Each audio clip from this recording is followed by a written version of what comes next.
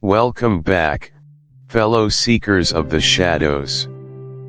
You've tuned into Stories of Crime, the place where the veil between the mundane and the monstrous is brutally ripped away. Tonight, we aren't just reading a report. We are opening a file, marked top priority, tucked away in the darkest corner of the archives.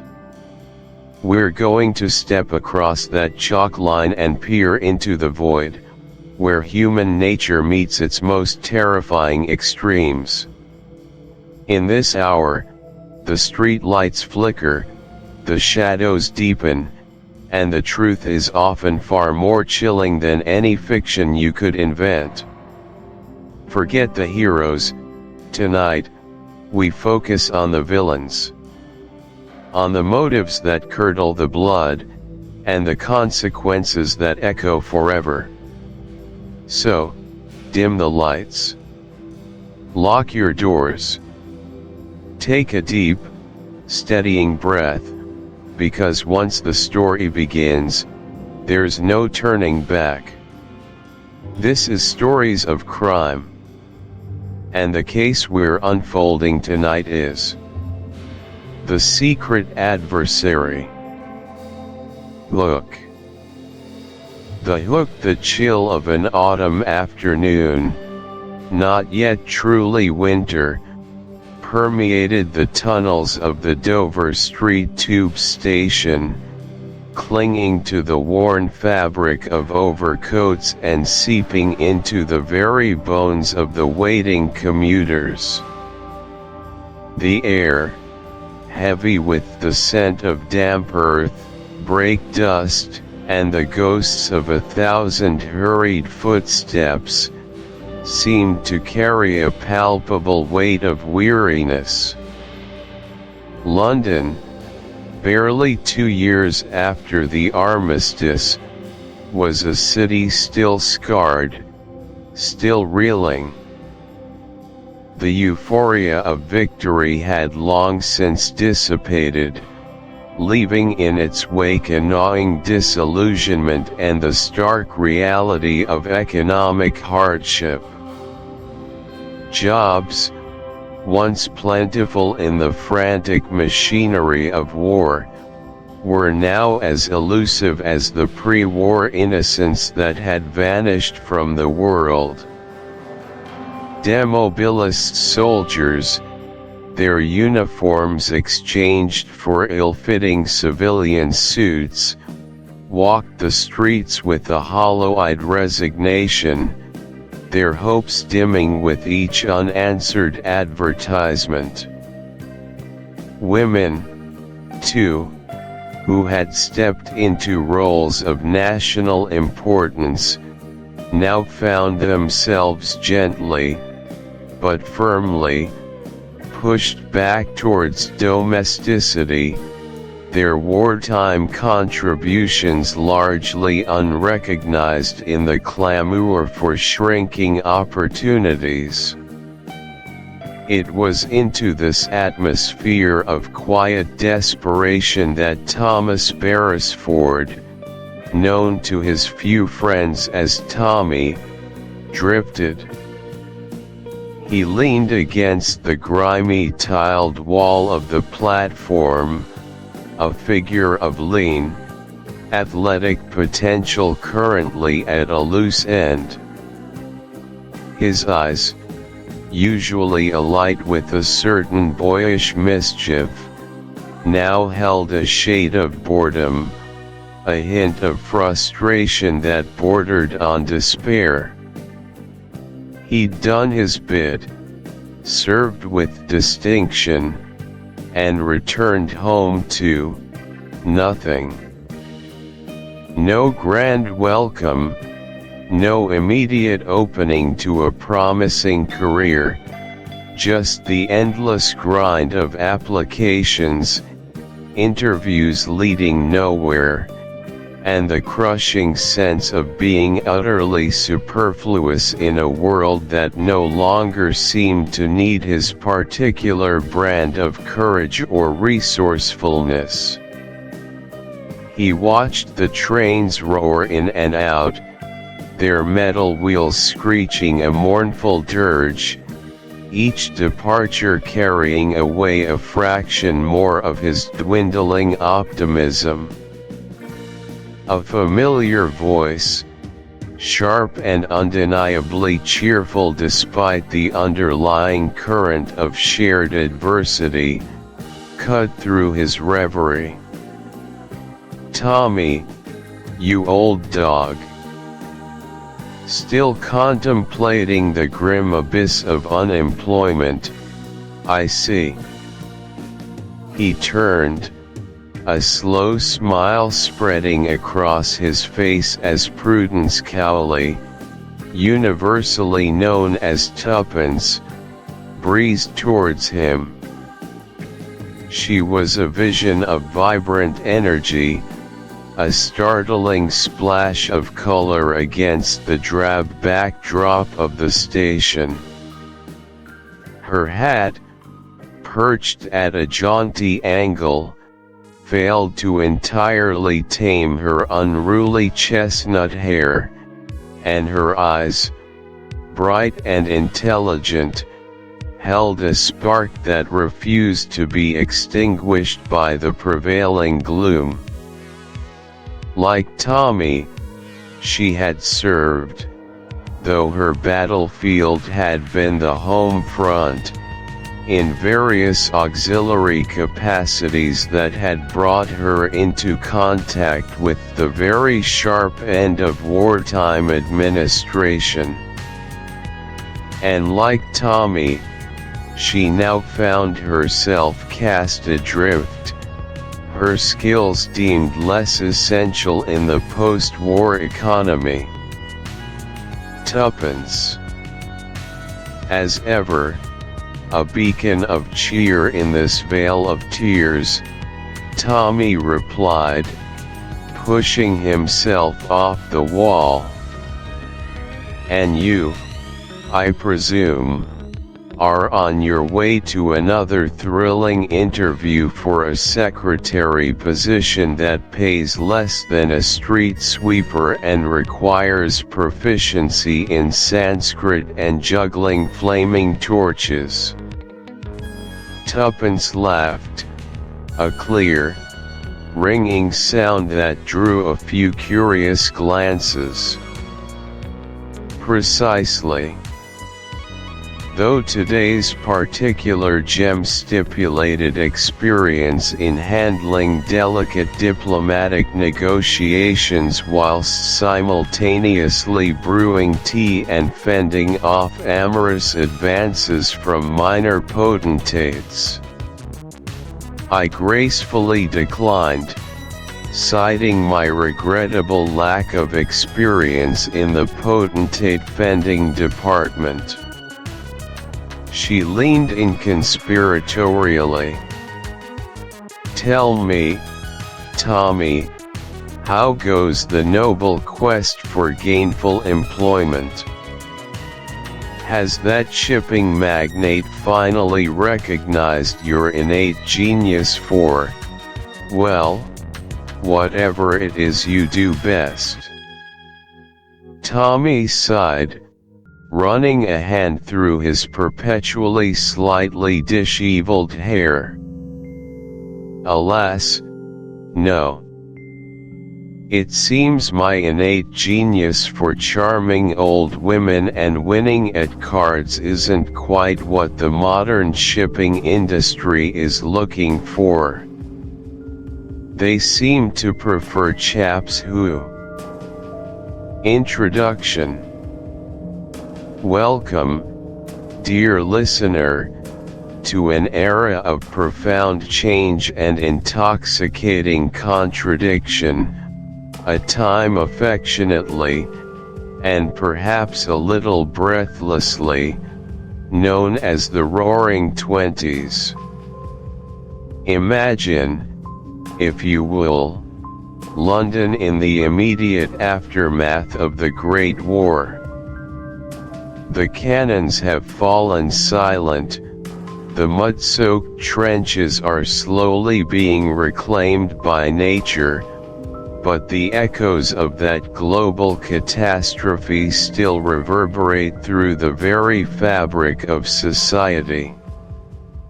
A generation, scarred and disillusioned, yet simultaneously brimming with a fierce, almost desperate, desire for life, for joy, for experience, found itself adrift. The old world had crumbled, and the new one, while promising glittering freedoms, also presented a daunting landscape of uncertainty. Picture the streets of London, bustling with a new energy, but an energy tinged with restlessness. Flappers, with their bobbed hair and daring hemlines, danced the Charleston in smoky jazz clubs, defying the old order. Young men, many demobilized soldiers, struggled to find their footing in a peacetime economy that had little use for their hard-won wartime skills.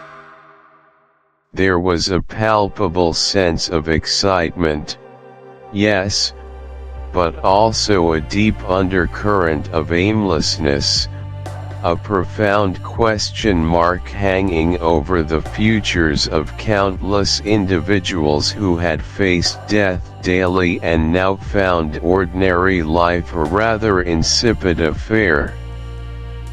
The world, it seemed, had won the war, but forgotten what to do with its heroes, or indeed, its heroines. Money was tight, opportunities scarce, and the thrilling danger of the battlefield had been replaced by the mundane, often soul-crushing, struggle for employment. It is into this vibrant, chaotic, and often bewildering landscape that we introduce our two young adventurers, Tommy Beresford and Prudence Tuppence Cowley. They are, in many respects, archetypes of their generation, yet utterly unique in their spirit and determination. First, let us meet Tommy Beresford. A young man of decent family, educated, and possessed of a fundamentally good heart, Tommy had, like so many of his peers, served his country with quiet distinction during the war. He had seen things, experienced horrors, and camaraderie that would forever mark him. Now, however, he found himself a civilian once more, a demobilized officer with no clear path forward. He wasn't unintelligent, far from it, but perhaps a touch too conventional in his approach, too polite to push, too reliant on the old ways of a world that no longer existed. He would wander the London streets, his hands often thrust into his pockets, his gaze frequently fixed on some distant, unseen point, a profound sense of ennui settling upon him. He browsed the want ads in the newspapers with a disheartened sigh, each entry for a clerk, a salesman, or a junior assistant seeming to mock his wartime experiences, his sense of purpose. He yearned for something more, something substantial, something that could rekindle the fire of meaning that the war had, for a time, ignited, only to leave him now with the ashes of a forgotten purpose. He possessed a quiet strength, a latent courage, but it lay dormant, waiting for a catalyst, for a challenge worthy of his mettle. He was, quite simply, desperately bored, and slowly, imperceptibly, feeling his youthful vigor drain away into the vast, indifferent ocean of unemployment. And then there is Prudence, or as she is almost exclusively known, Tuppence Cowley. If Tommy was a smoldering ember, Tuppence was a crackling bonfire, a force of nature barely contained within the conventions of her time.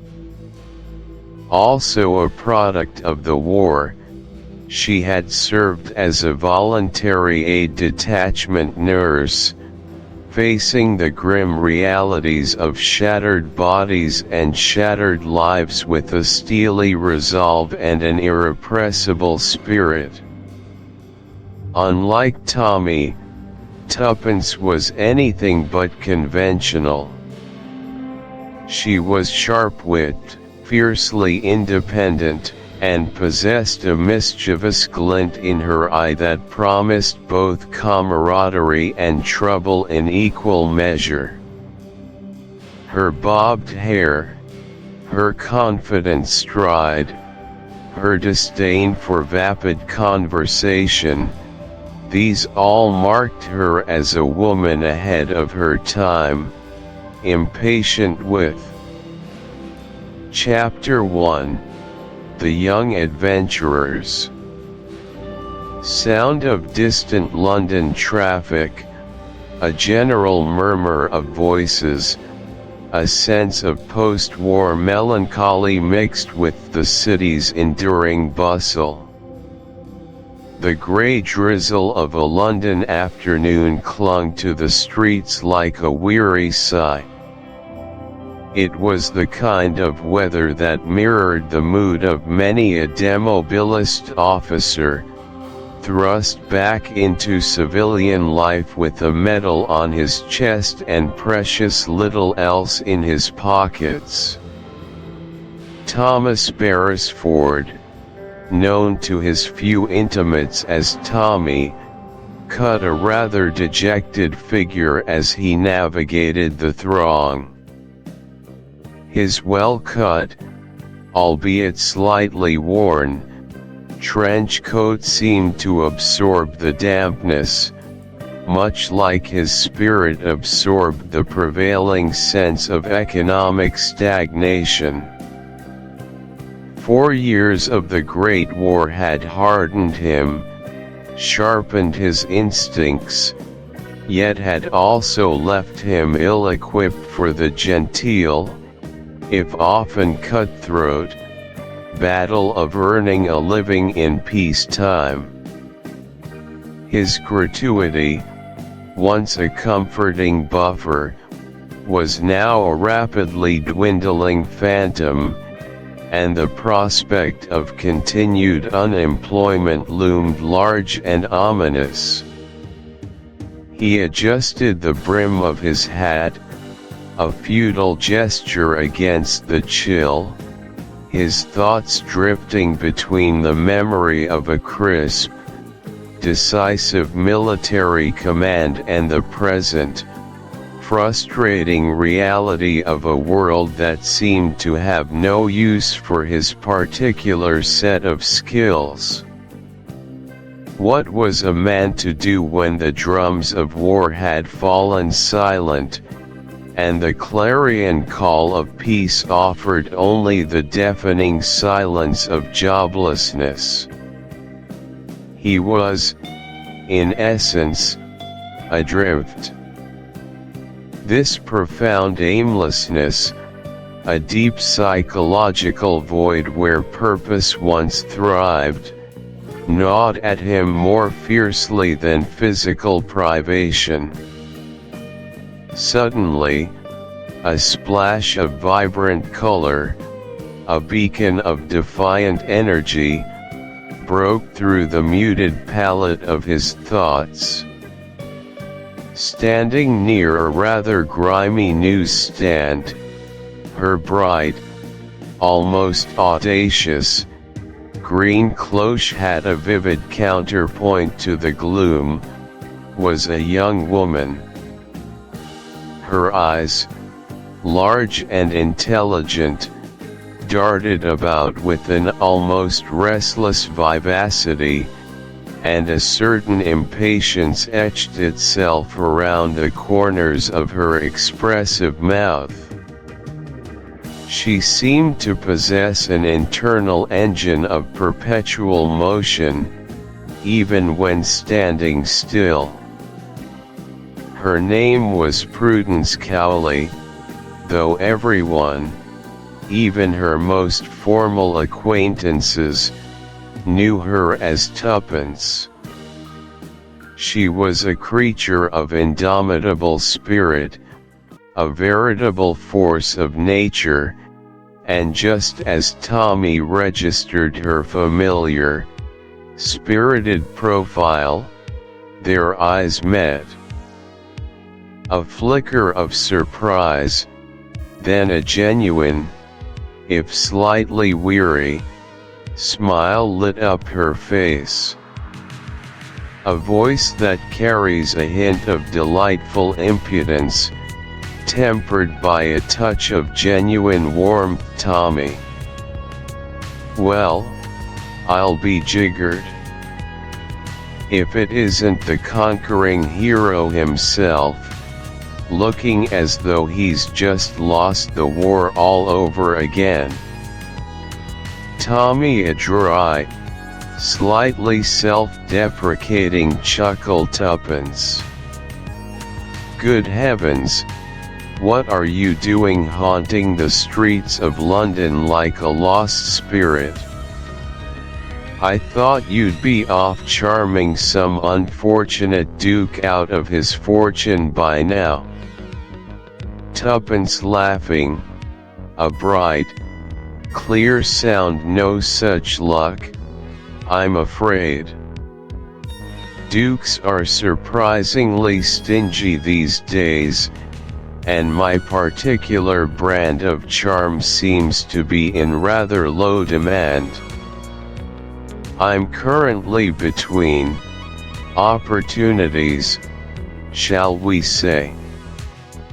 And you? Don't tell me the army decided it couldn't do without your dashing good looks and reinstated you as supreme commander of all things important? Tommy sighs, the weariness returning hardly. I've been demobilized, Tuppence. Thoroughly, utterly, and entirely. My talents, apparently, are no longer required. I'm just another ex-officer, gazing into the abyss of unemployment. My last few pounds are practically waving goodbye from my wallet. It's a rum do, isn't it? Tuppence's smile softened, a shared understanding passing between them. She knew the feeling. The immediate post-war period was a strange, disorienting landscape, especially for young people who had thrown themselves into the national effort only to find themselves surplus to requirements when peace finally broke out. She had, with characteristic energy, tried her hand at various occupations: a nurse, a secretary, even a brief, disastrous stint as a chorus girl, each one proving too dull, too restrictive, or simply too soul-crushing for her adventurous spirit. Chapter 2, Mr. Whittington's Offer. Chapter 2, Mr. Whittington's Offer. The grand clock at Charing Cross struck 2 with a resonant, metallic clang as Tuppence Beresford, her heart a frantic drum against her ribs, navigated the bustling thoroughfare. The interview with Mr. Whittington loomed, an unknown quantity that filled her with a peculiar cocktail of dread and exhilarating anticipation.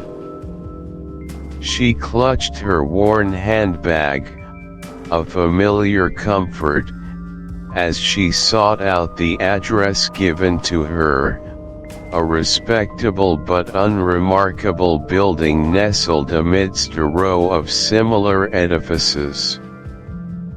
The very ordinariness of the street seemed to belie the extraordinary nature of her mission, an almost theatrical contrast that Tuppence, ever the dramatic soul, couldn't help but appreciate. She found the door, heavy and imposing, and pushed it open, stepping into a cool, hushed hallway that smelled faintly of old paper and furniture polish. A discreet brass plate informed her that Mr. Whittington occupied the first floor. Taking a deep breath, she ascended the carpeted stairs, each step muffled, amplifying the silence around her.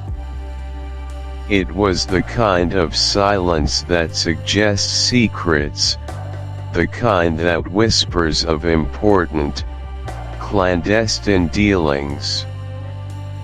At the top, a door marked P. Whittington, ESQ presented itself.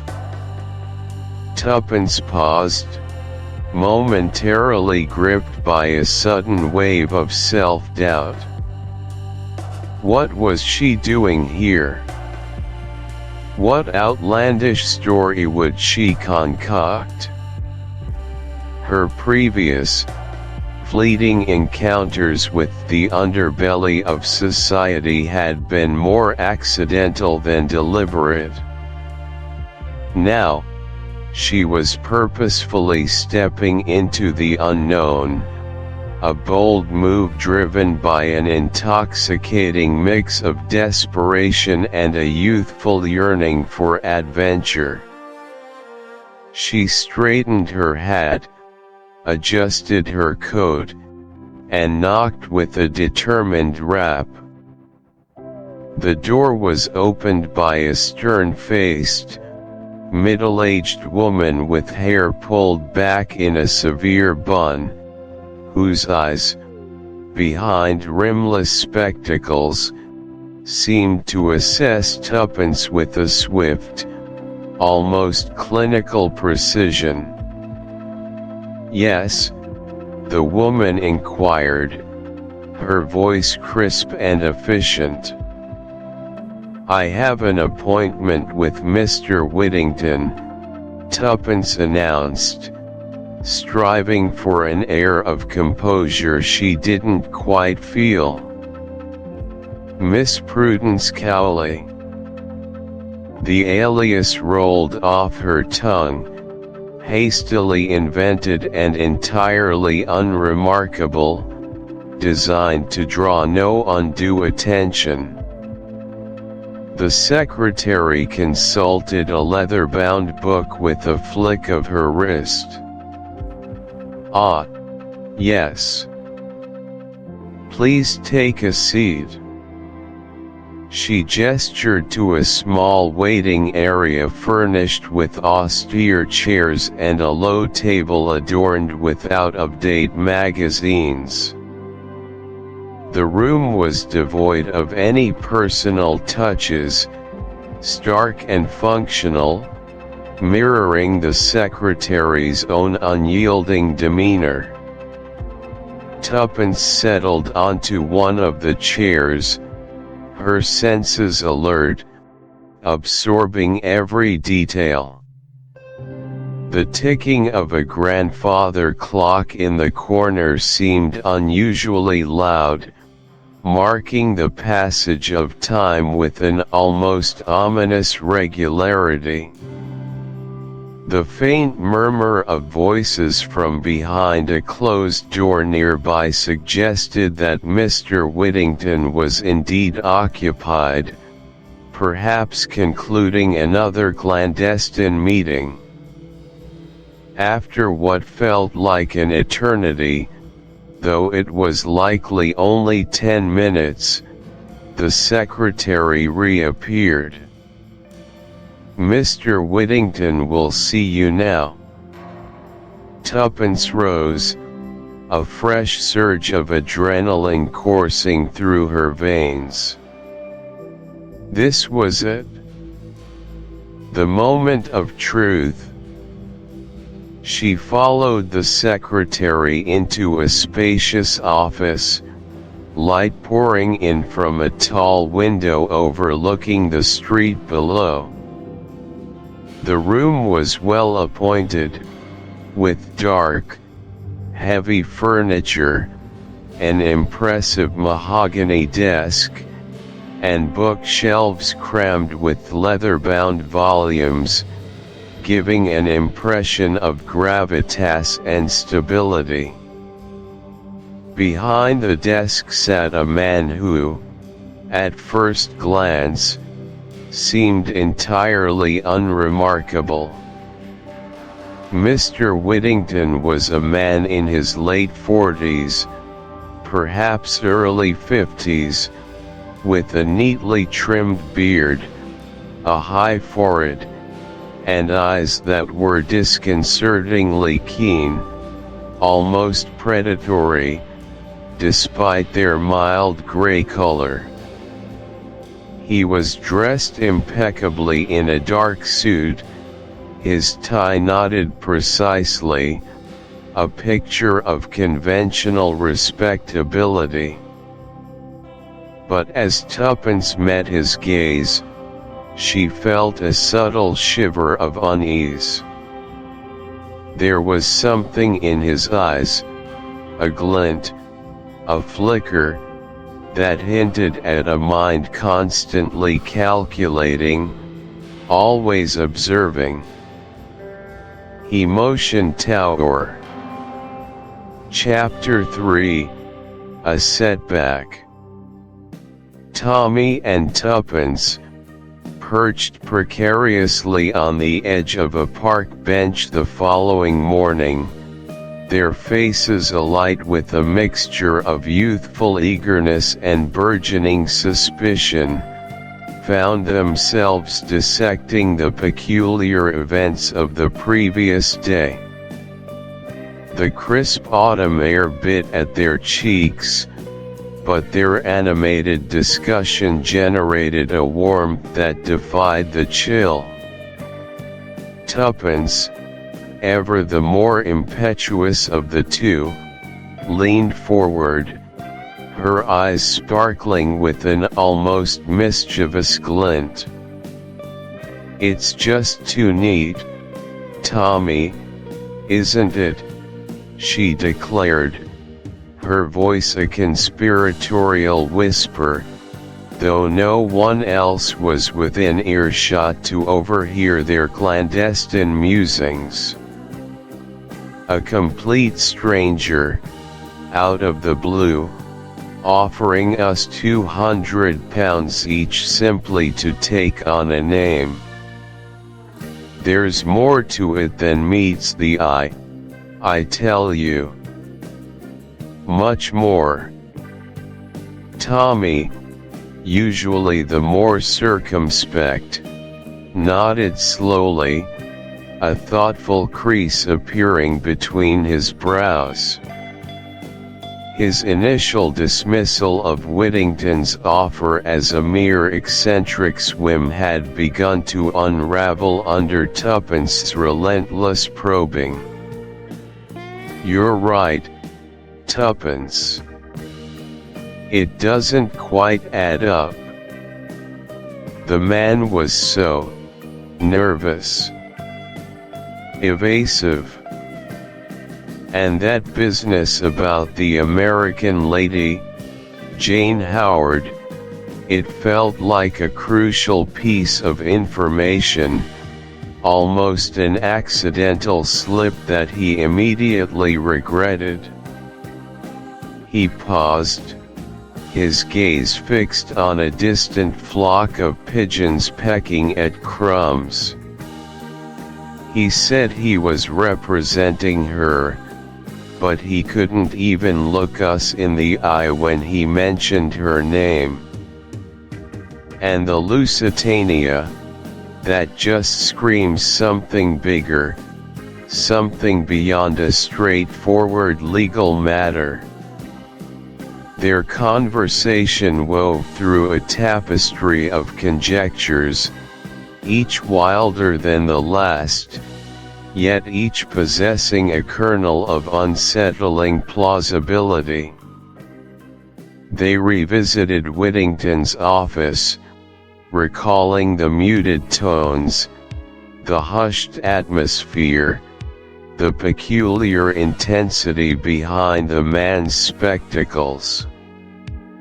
They felt, with an increasing certainty, that they had glimpsed the tip of an iceberg, the vast and dangerous mass of which remained hidden beneath the deceptively calm surface of everyday London life. The idea of £200, a princely sum in those post-war days, was alluring, certainly, but it was the thrill of the unknown, the tantalizing whisper of adventure, that truly captivated them. They were young, brimming with unspent energy and a desperate need for purpose in a world that had suddenly become rather dull after the Great War's tempestuous roar. This felt like a calling, a direct challenge to their ennui. "We have to go back," Tuppence announced, her resolve hardening. "We have to see him again, confront him, get more answers. Or at the very least, observe him. There must be something we missed, some telltale sign that will reveal his true game." Tommy, despite a flicker of unease, found himself agreeing wholeheartedly. The prospect of uncovering a genuine mystery was far too enticing to resist. "Yes," he affirmed, rising from the bench with a sudden surge of determination. "We'll go back to that office. We'll pretend we're reconsidering, perhaps, or have more questions about the terms. But what we'll really be doing is watching, listening, trying to catch him off guard." With this renewed sense of purpose, they set off, their footsteps ringing with a newfound urgency. The journey across London felt different this time. The previous day, it had been a simple errand, a hopeful response to a curious advertisement. Today, it was a mission, tinged with a delicious sense of danger.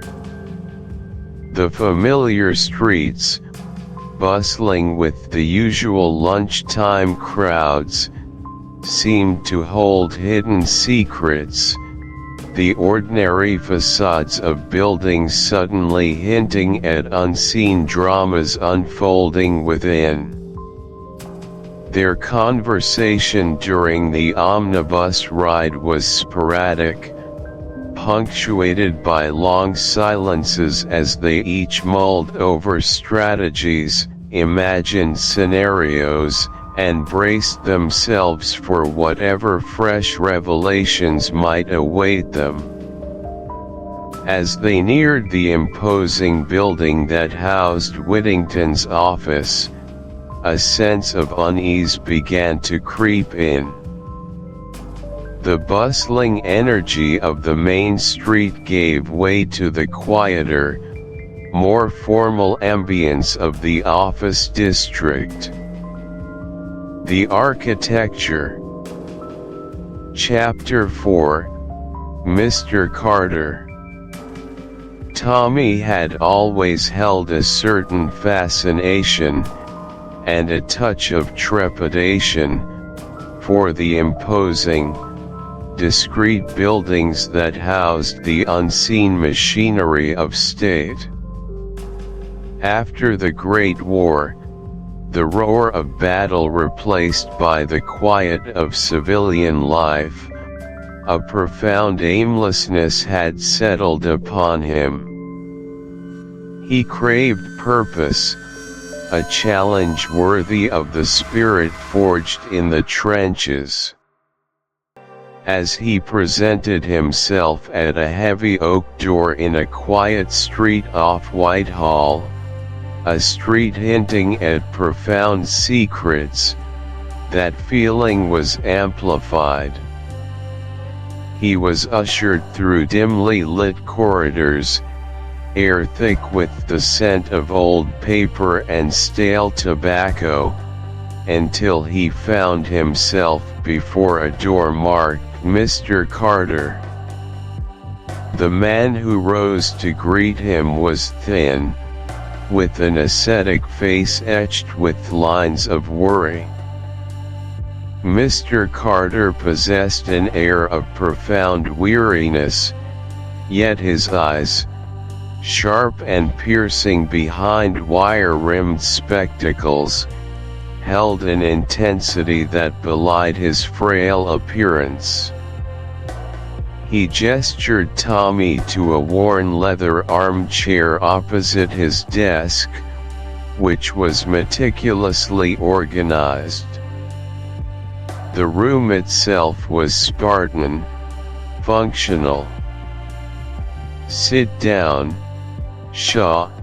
Carter's voice was quiet, almost a whisper, yet it commanded attention. "It's good of you to come. I understand you're looking for opportunities." Tommy leaned forward. "That's one way of putting it, sir. I'm bored, frankly.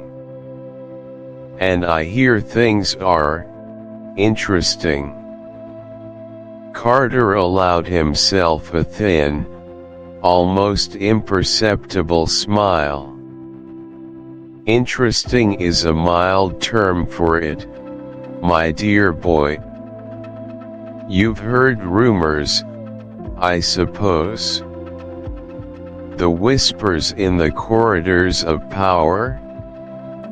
The talk of a certain missing document." Tommy nodded slowly. "The Danvers Treaty? Something about it vanishing from a Lusitania passenger? It sounded like wartime propaganda at the time." Carter's expression hardened, his smile vanishing.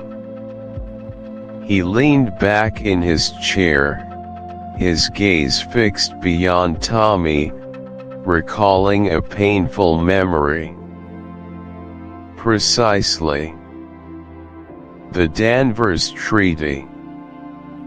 A document of such immense geopolitical significance that its loss could plunge Europe, already reeling from the Great War, into a fresh and utterly devastating conflict. It was signed, sealed, and ready for ratification, a fragile cornerstone of future peace. Its contents, if revealed, would be catastrophic. Imagine, if you will, the delicate balance of power, the intricate web of alliances, all unraveled in a single, meticulously planned moment. The treaty was the culmination of years of diplomatic effort, designed to ensure lasting peace. Its disappearance wasn't just a mishap, it was a deliberate act, a calculated strike at the very heart of international stability, aimed at tearing apart newly formed understandings between nations. He paused, taking a slow sip of water. The official story, of course, was that it was lost at sea. A tragic accident. But we, here, knew better. We knew it was stolen. Stolen by a network of unparalleled audacity and ruthlessness, operating under the command of a man, or perhaps a syndicate, whom we know only as M.R. Brown. Mr. Brown. Tommy repeated, the name sounding innocuous, yet imbued with a chilling undercurrent from Carter's tone.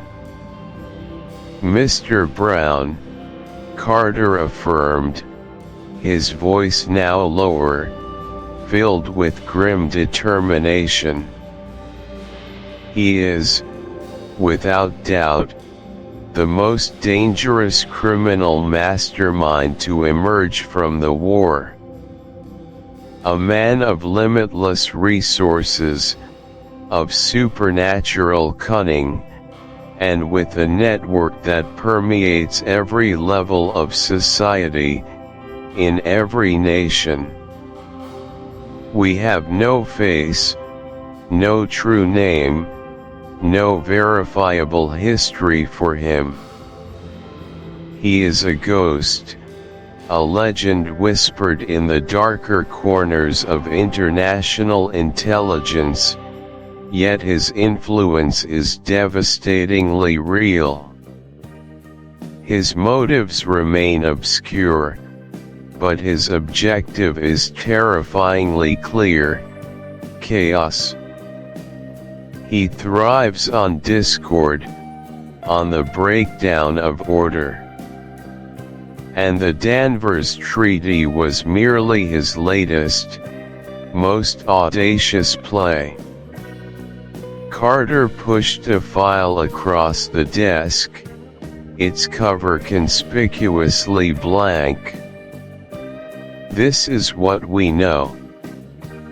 The treaty was entrusted to a young American woman named Jane Finn. She was traveling on the Lusitania, ostensibly as a governess. In reality, she was one of our most trusted couriers, chosen because her unassuming appearance would attract no one. Chapter 5: The Missing Lady. The morning light filtered somewhat tentatively through the grime-streaked windows of their small, rented sitting room, casting long, distorted shadows across the patterned carpet. Tommy Beresford, ever the picture of casual indolence, was sprawled in an armchair, ostensibly engrossed in the daily newspaper, though his eyes seemed to drift more often to the ceiling than the print. Tuppence Cowley, by contrast, sat perched on the edge of a straight-backed chair, a cup of lukewarm tea clutched in her hands, her gaze darting with an almost predatory intensity over the columns of newsprint.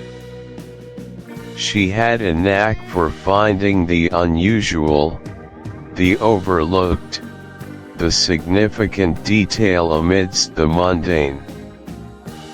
It was this very quality that suddenly caused her to gasp, a sharp, sudden intake of breath that made Tommy's wandering attention snap back to the present.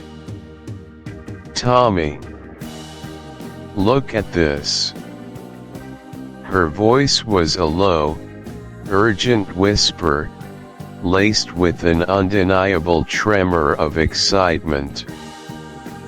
She thrust the paper towards him, her finger jabbing emphatically at a particular section. Tommy, roused from his semi-slumber, took the offending sheet, adjusting his spectacles with a sigh before his eyes fell upon the small, yet remarkably prominent, block of text she indicated. It was an advertisement, stark and uncompromising, beneath the heading of personal. He read aloud, slowly, the words gaining weight and meaning with each syllable. £2,000 reward. Information required concerning Miss Jane Finn.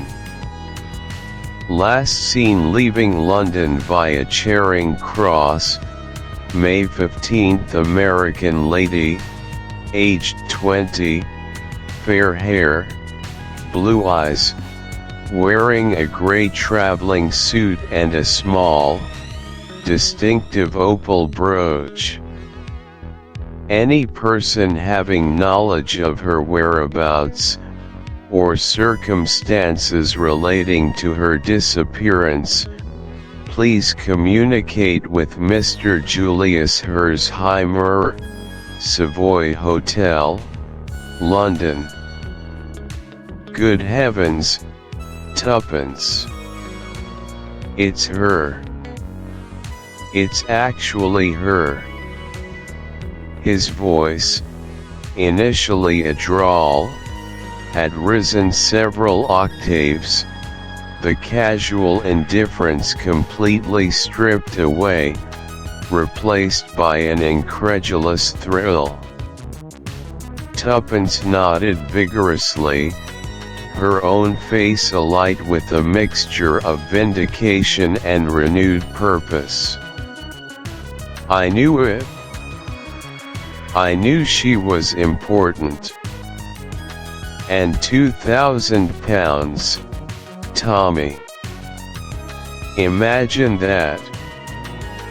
The sum itself, in their current impecunious state, was a dizzying prospect, but it was the corroboration, the sheer validation of their instincts, that truly energized them. This advertisement wasn't just a plea, it was a beacon, drawing them further into the labyrinthine conspiracy they had so haphazardly stumbled upon. It confirmed their suspicions that Jane Finn was no ordinary missing person. Her disappearance was connected, undeniably, to the secret treaty and the shadowy figures who sought it. They spent the next hour dissecting the advertisement, pondering its implications. Who was Julius Herzheimer? An American, clearly, given the name and the reference to Jane as an American lady. A relative, perhaps. The reward, substantial as it was, spoke volumes about his determination, and perhaps, his financial standing.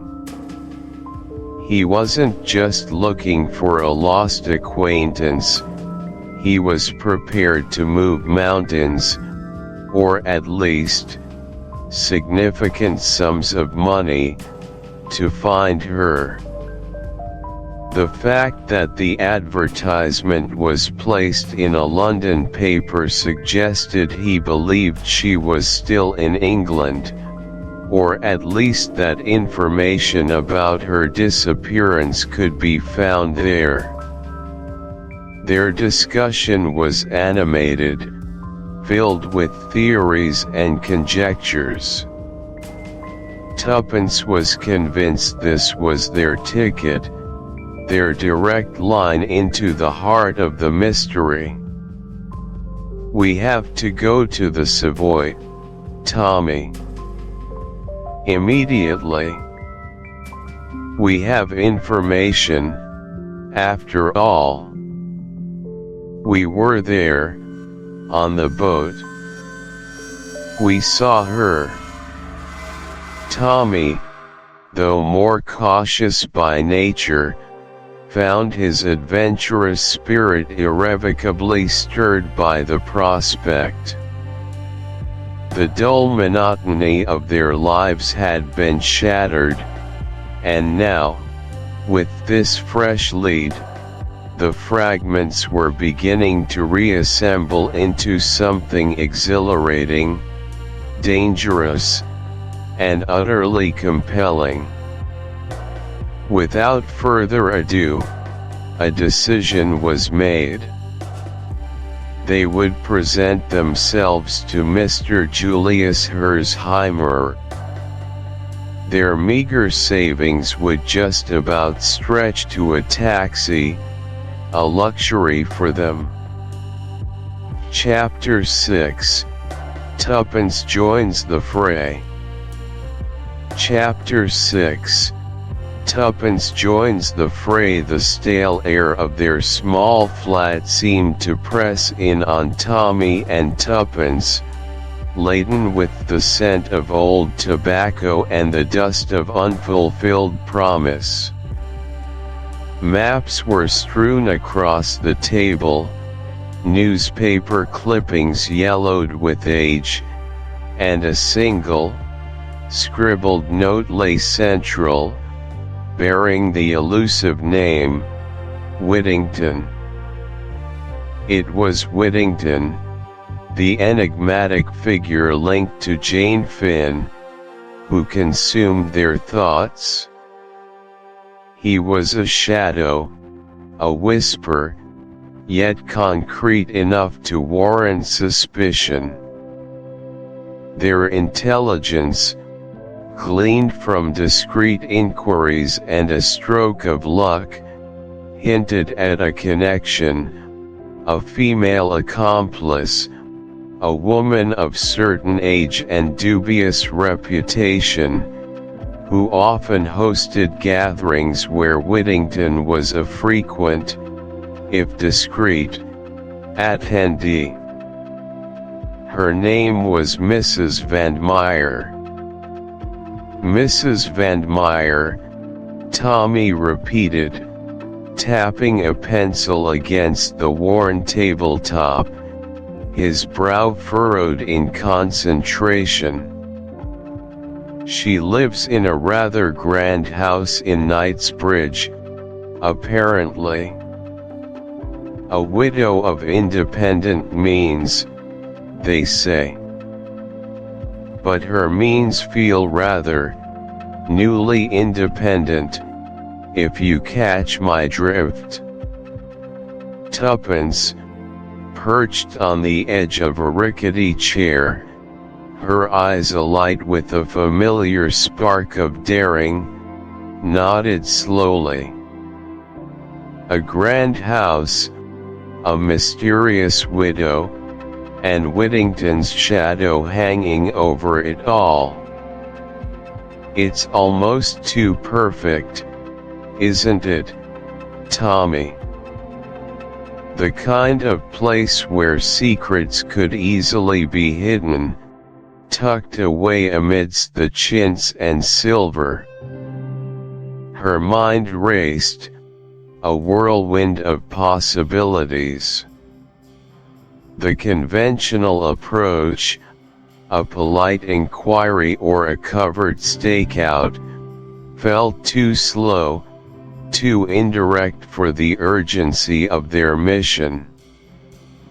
Jane Finn was still missing, and the treaty, the fate of nations, hung in the balance. Tuppence felt an irresistible pull towards direct action, a theatrical flourish that was so intrinsically her. "I know what you're thinking, Tuppence," Tommy said, a knowing look passing between them.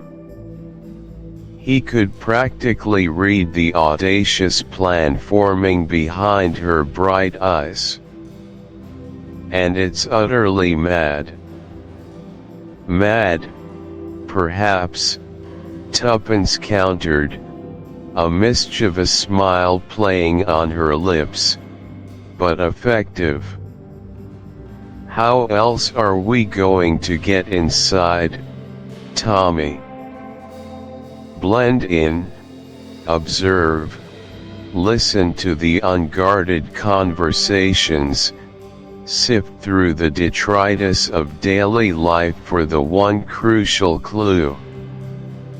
She picked up a discarded newspaper, scanning the classifieds with an almost predatory gaze. Her finger stopped on an advertisement. "A maid wanted. Live-in. Good wages for a discreet, hard-working girl.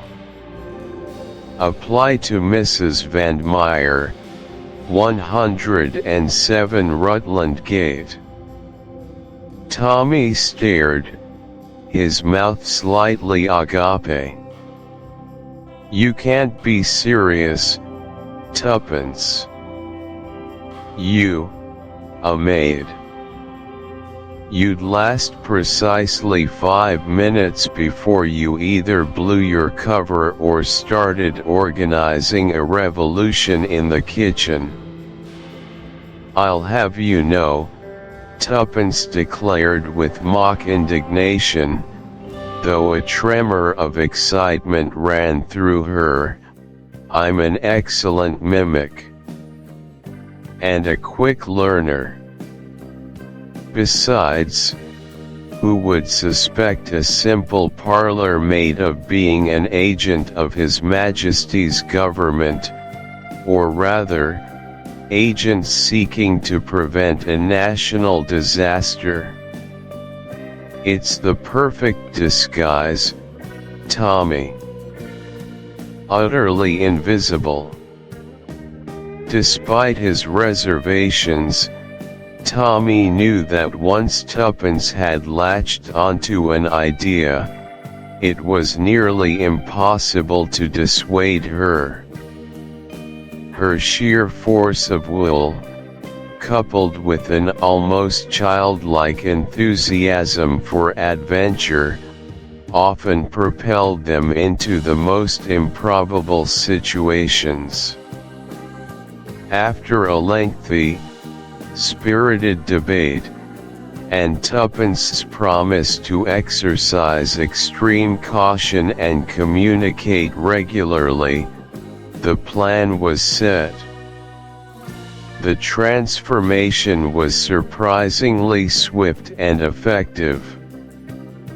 Tuppence, normally so vibrant and almost boyishly charming, adopted a demure posture, a subdued manner.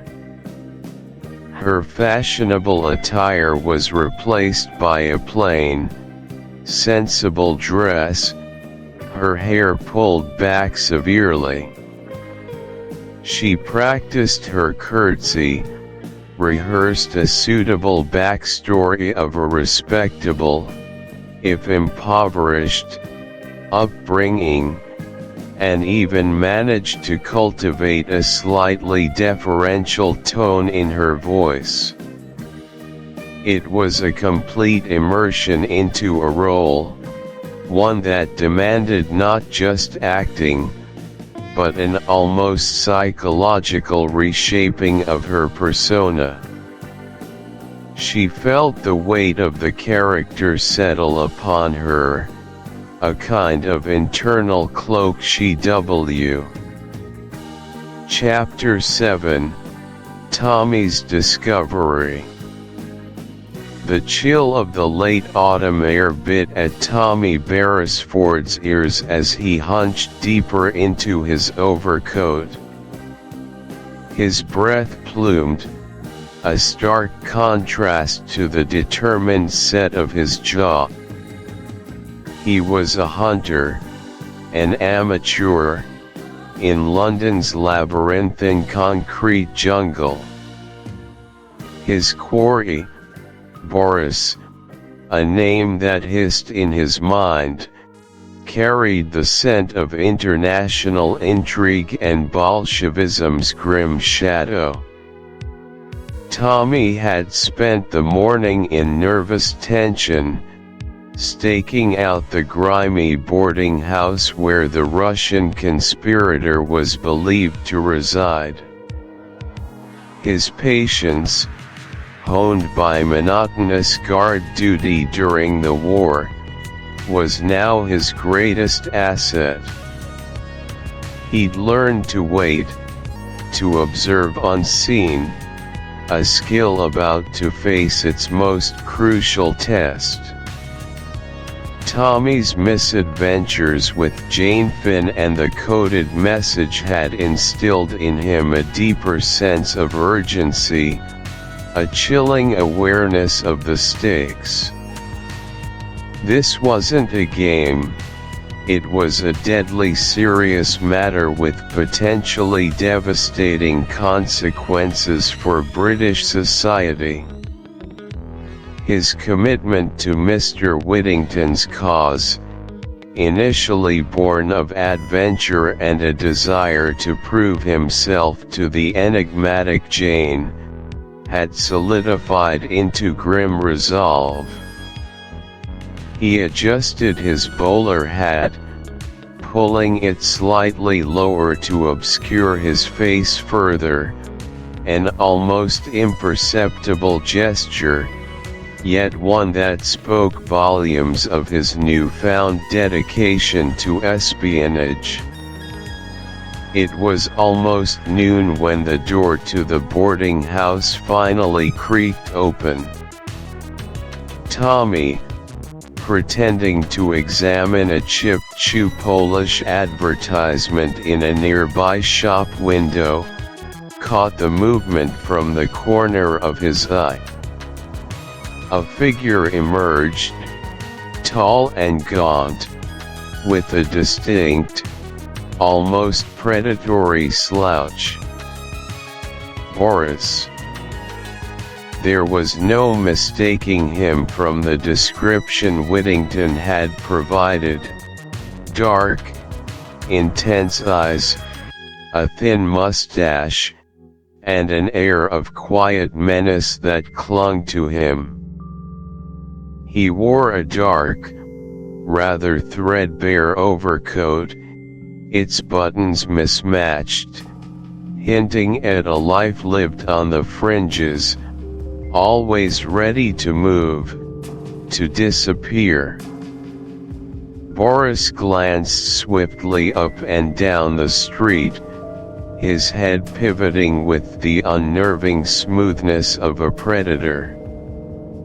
Tommy held his breath, forcing himself utterly still, his heart thumping frantically. He felt a sudden, inexplicable thrill, a peculiar mix of fear and exhilaration. This was it. The man seemed to sense something, a faint ripple in the urban air, but his gaze swept past Tommy without lingering.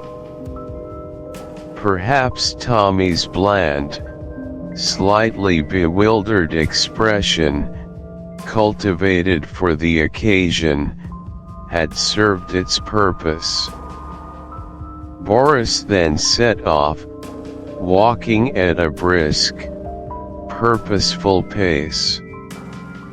Tommy allowed him a good 50 yards lead, falling into step with the natural ebb and flow of the pavement crowds. His mind raced, calculating distances, anticipating turns, always ensuring a suitable buffer of people between himself and his target. This wasn't like following a friend.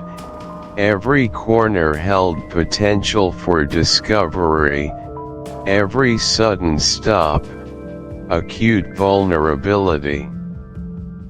He reminded himself of the golden rules: never look directly at the subject, blend into the background, use reflections, pretend to be absorbed in something else entirely.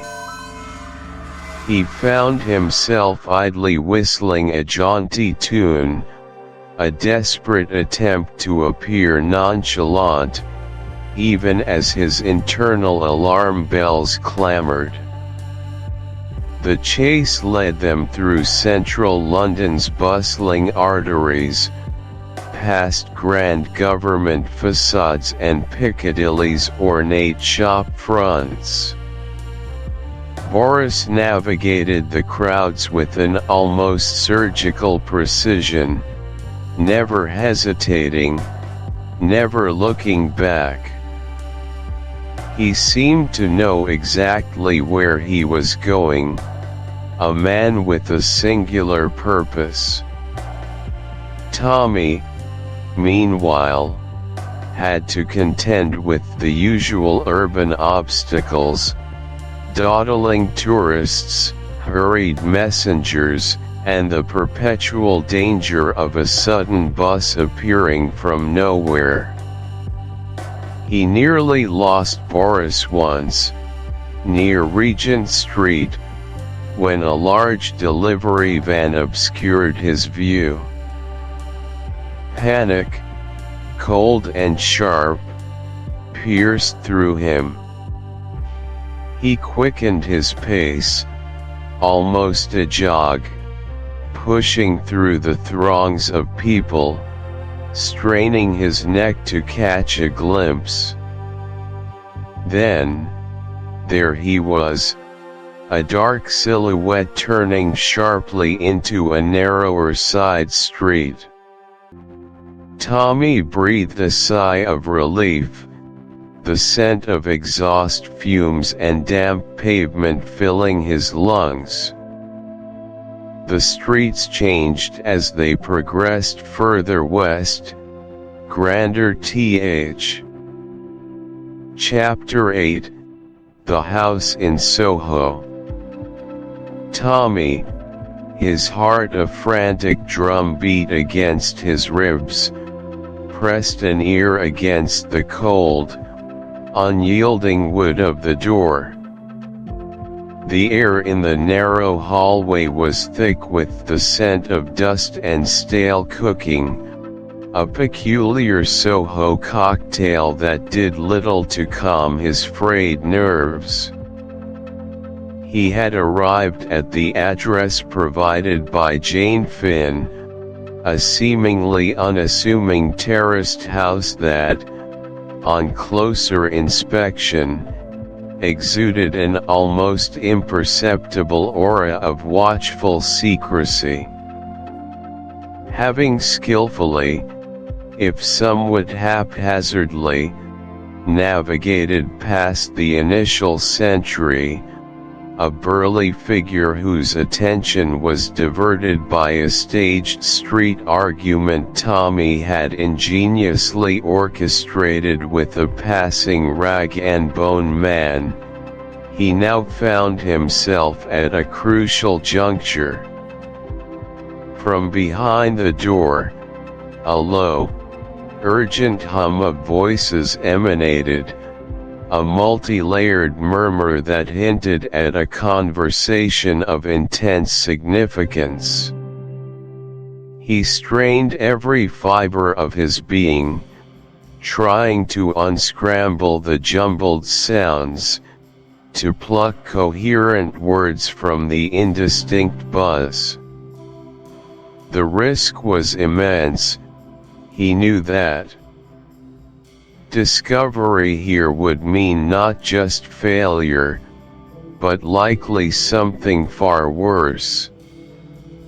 Yet, a fierce, almost reckless determination propelled him forward. His mission, entrusted to him by Mr. Whittington and fueled by his innate desire for adventure and national service, demanded nothing less. He imagined Tuppence, perhaps even Jane Finn herself, bravely facing down danger, and a fresh wave of resolve washed over him. He needed to know what lay on the other side of this barrier. He caught a fragment, documents, followed by another, channel. The pieces were tantalizingly out of reach, like smoke. He pressed harder, his breath held, his entire body tensed, anticipating revelation. It was in that moment of absolute concentration, when his senses were singularly focused on the muffled sounds beyond the door, that the floorboard directly behind him let out a sudden, sharp, almost explosive creak. The sound was so unexpected, so starkly out of place in the hushed tension of the hallway, that it caused every muscle in his body to seize. Before his mind could even process the implication, before he could spin around or even utter a startled gasp, a massive, unyielding force descended upon his head. It was a blow of shocking brutality, delivered with an efficiency that suggested a grim familiarity with such actions. A white-hot explosion of pain detonated behind his eyes, instantly eclipsing all other sensations. His vision swam wildly, the dim outlines of the hallway blurring into an incoherent kaleidoscope of light and shadow. A sickening wave of nausea washed over him, and his knees buckled without warning. He felt himself falling, a profound, disorienting descent into an abyss of blackness, the cold, hard floor rushing up to meet him with terrifying speed. His consciousness, so vital moments before, simply dissolved, leaving him utterly vulnerable, a discarded puppet in the hands of unseen adversaries. The mission, the country, Tuppence, all vanished into the encroaching void. The return to awareness was a slow, agonizing crawl from the depths of oblivion. A dull, relentless ache throbbed at the back of his skull, a constant, physical reminder of the violence he had endured. His eyelids felt like lead weights, and his thoughts, when they came, were sluggish, fragmented, and shrouded in a thick fog of disorientation. He tried to move, to shift his position, but immediately found his wrists and ankles secured with a cruel tightness. Panic, cold and sharp, like a shard of ice, lanced through the lingering haze, clearing his mind with brutal efficiency. He was lying on a rough, damp floor, the gritty texture scraping against his cheek. The room was utterly dark, a suffocating blackness that seemed to absorb all light, save for a faint, almost imperceptible sliver emanating from beneath the door. The air was heavy, thick with the musty scent of damp plaster, stale dust, and something else, something metallic and vaguely unpleasant that pricked at his nostrils. He tested his bonds again, pulling, twisting, straining, but the ropes were exp.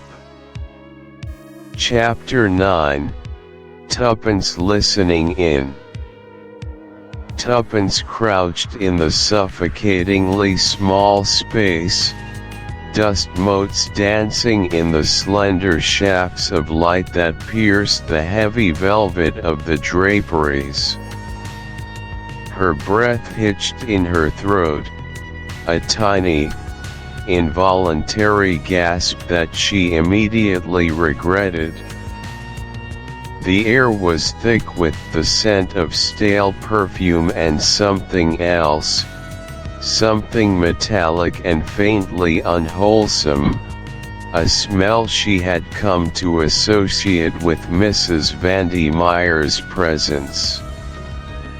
She had chosen her hiding spot with considerable thought and a good deal of discomfort, crammed behind a large, overly ornate Chinese screen in a dim corner of the drawing room, the very screen that had once threatened to topple over her during her initial reconnaissance.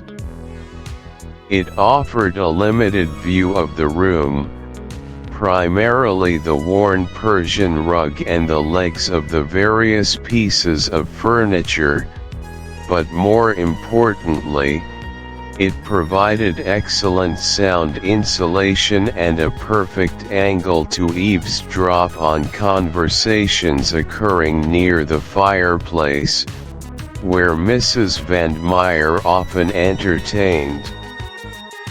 She had spent a tedious hour dusting the various porcelain figures and polishing the already gleaming surfaces, feigning diligence while her ears strained, her every nerve alight for any telltale sign of an impending visit or a revealing conversation. Her heart hammered against her ribs, a frantic drum beat against the silence of the large, quiet apartment. Then, a sharp, insistent ring echoed through the apartment, jarring her from her strained vigil. It was the doorbell, piercing the quietude with an almost violent urgency. Tuppence froze, her muscles rigid, willing herself to be as still and silent as the antique furniture surrounding her. She heard Mrs. Vandy Meyer's low murmurings, a hesitant, almost fearful sound, before the heavy oak door creaked open. Footsteps followed, slow and deliberate, heavy with an almost predatory weight. A man's voice, deep and resonant, yet devoid of any discernible warmth, cut through the air. It was a voice that commanded attention, a voice that carried the weight of power, and Tuppence felt an icy shiver trace its way down her spine.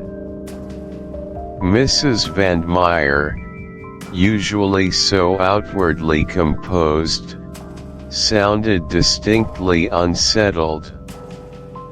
"My dear fellow, I wasn't expecting you quite so soon," Mrs. Van Meyer said, her voice a little higher than usual, a touch of anxiety coloring her tone. "Time, Mrs. Van Meyer, is a luxury Mr. Brown does not afford to those who dally," the man replied, his voice chillingly calm, each word perfectly articulated. "We have pressing matters to discuss."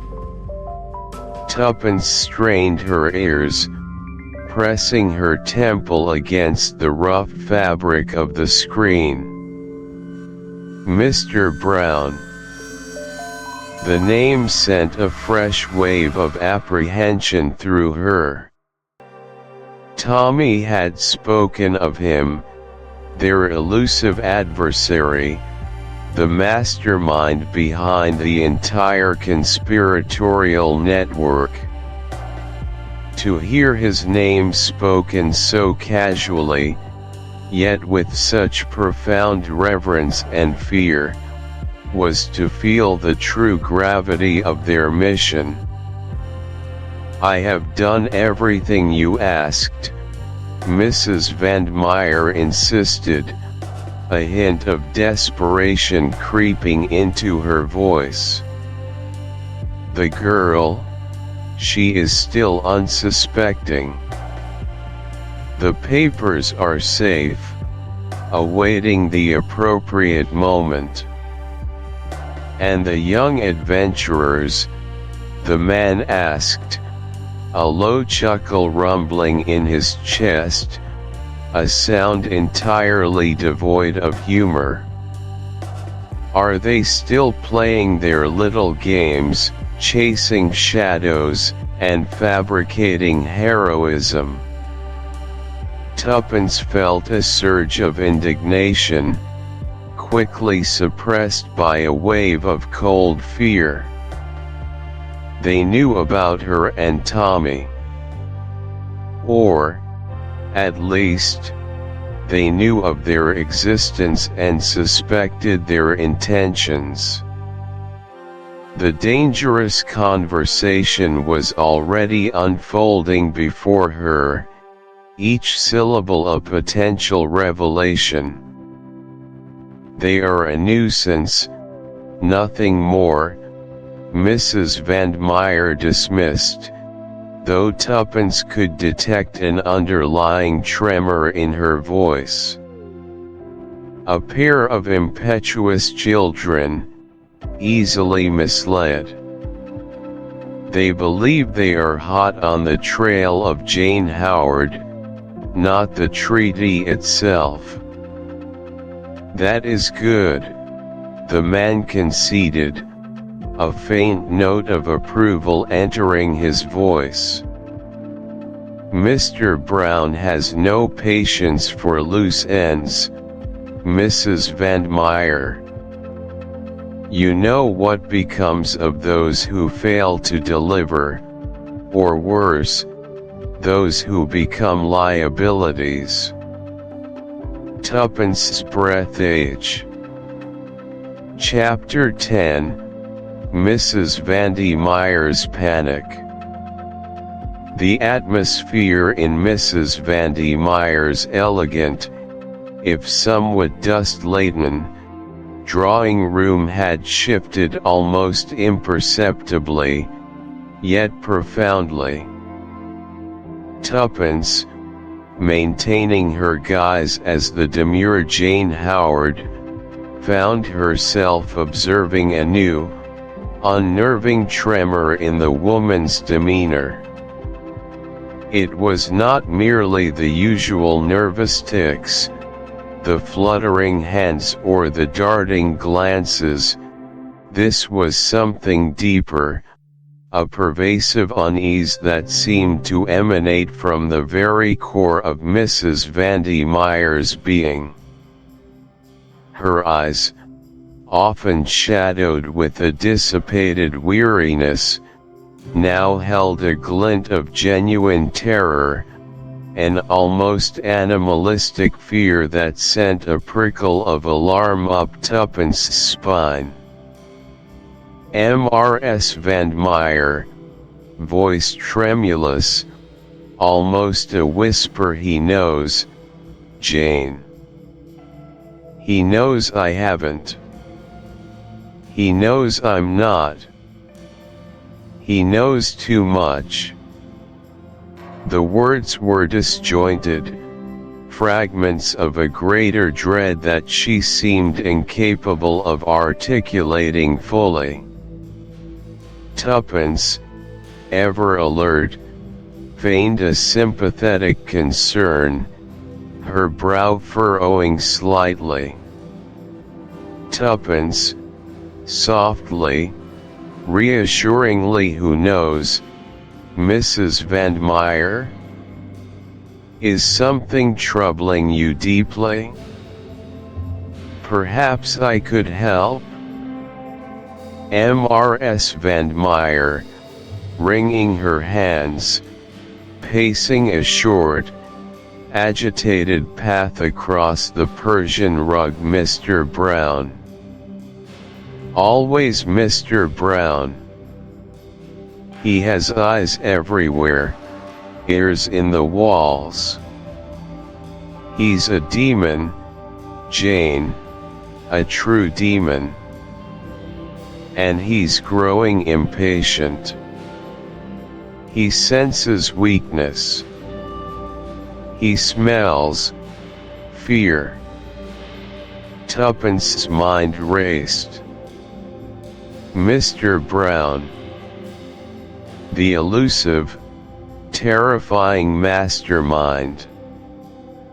This was the first time Mrs. Van Meyer had uttered his name with such raw, unadulterated terror. Previously, she had hinted at powerful connections, at shadowy figures, but never with this visceral intensity. It was as if the veil of her artificial bravado had been ripped away, revealing a trembling, vulnerable woman beneath. Tuppence felt a surge of grim satisfaction. This panic, while dangerous, was also a profound opportunity. It meant Mrs. Van Meyer, for all her bluster, was fracturing, close to breaking point, and thus, close to revealing something vital about Mr. Brown's network and, crucially, about Jane Finn's whereabouts. Mrs. Van Meyer, stopping abruptly, her eyes wide, scanning the room as if expecting an intruder. "I can't stay here. Not much longer. It's not safe. Nowhere is safe, but I must make a move before he decides to make one for me." Tuppence's heart gave a jolt. Make a move. The phrase, delivered with a desperate edge, echoed ominously in her thoughts, a sudden chill settling in her stomach. Was this the moment?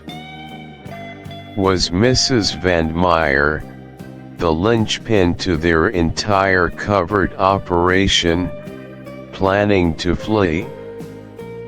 The notion, once a vague, unsettling suspicion, now solidified into a terrifying, undeniable certainty. The woman's agitated state, her frantic pacing, the sudden urgency in her voice, it all pointed to one thing: an imminent escape across borders. Tuppence, carefully, trying to sound helpful rather than probing a move. "Do you mean a change of scenery, perhaps? A holiday would do you good, Mrs. Van Meyer. You seem terribly strained." Mrs. Van Meyer, a short, humorless laugh that ended in a gasp. "A holiday? Oh, Jane, you innocent. This is no holiday. This is survival. I need to disappear. Go somewhere he can't find me. Across the water. Far, far away. Across the water. Far, far away." The words, spoken with a mixture of terror and grim determination, hung in the air, cold and definitive. Tuppence's breath hitched, a sharp intake of realization. So, it was irrevocably true.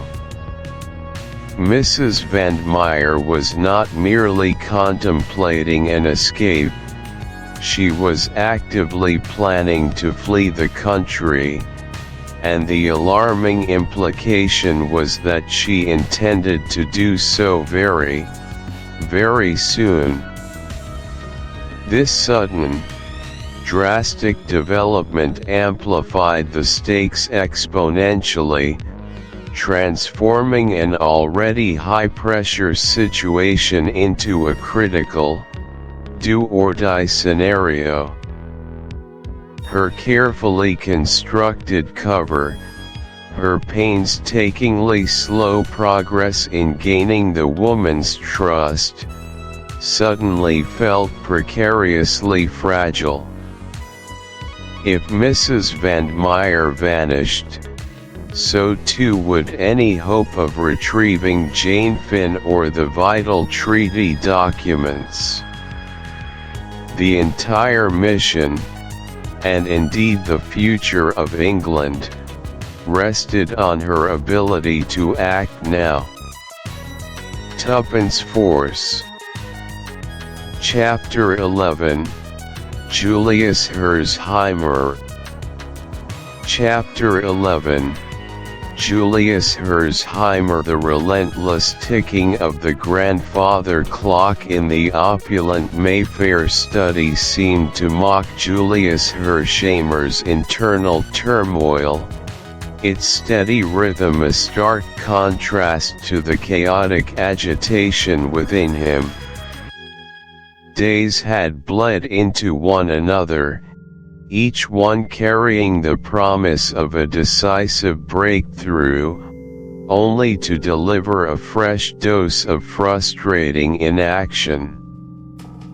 Julius, a man accustomed to wielding immense financial power to bend the world to his will, a titan of American industry whose every directive translated into swift, measurable outcomes, found himself in a novel and deeply irritating position, utterly helpless, trapped within the confines of British decorum and bureaucratic inertia.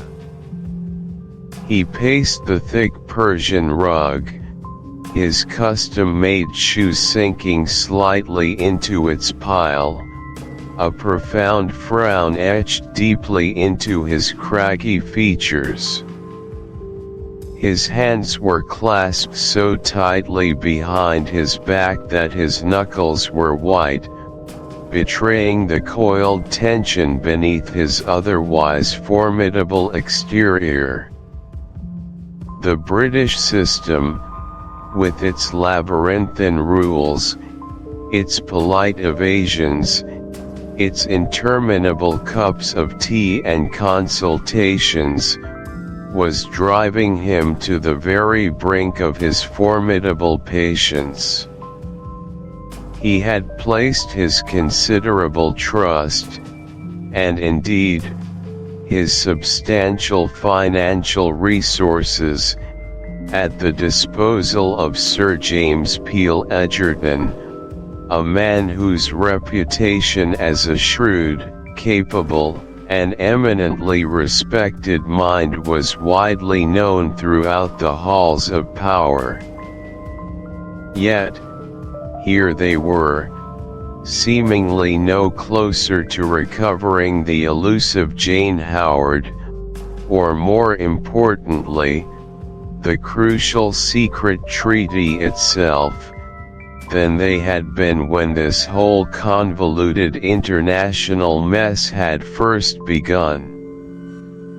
It's simply preposterous, an absolute travesty of efficiency, he boomed, his voice echoing slightly in the high-ceilinged room, startling a young parlour-maid who was discreetly dusting a nearby antique console table. She gasped, curtsied hastily, her eyes wide with apprehension, and retreated from the room as quickly as her quiet footsteps would allow, leaving Julius to his solitary, seething outburst. He stopped by the tall sash window, gazing out at the impeccably manicured lawns and the serene, ancient oak trees beyond, the very picture of English tranquility. It was precisely this pervasive calm, this unhurried, almost somnolent pace, that grated on his sharp American sensibilities. In New York, a crisis of this magnitude, one involving national security and international espionage, would have mobilized an entire army of investigators, analysts, and operatives within hours, all working with a frenetic, almost desperate energy that ensured swift, decisive results. Here, It felt less like a clandestine operation and more like a protracted garden party, everyone maintaining a stiff upper lip while the fate of nations hung delicately, precariously, in the balance. The contrast between his own direct, results-oriented methodology and the understated, almost passive approach he observed was a source of constant internal friction. He knew Tuppence Cowley was out there, bravely, perhaps even foolhardily, infiltrating the enemy's lair, yet he had received no concrete word, no tangible intelligence regarding her status. The mere idea of that young woman, so spirited, so undeniably daring, facing unseen dangers and unknown adversaries while he, Julius Herzheimer, sat idly by, confined to the relative safety of a stately home, filled him with a potent, corrosive cocktail of admiration, dread, and utterly impotent rage.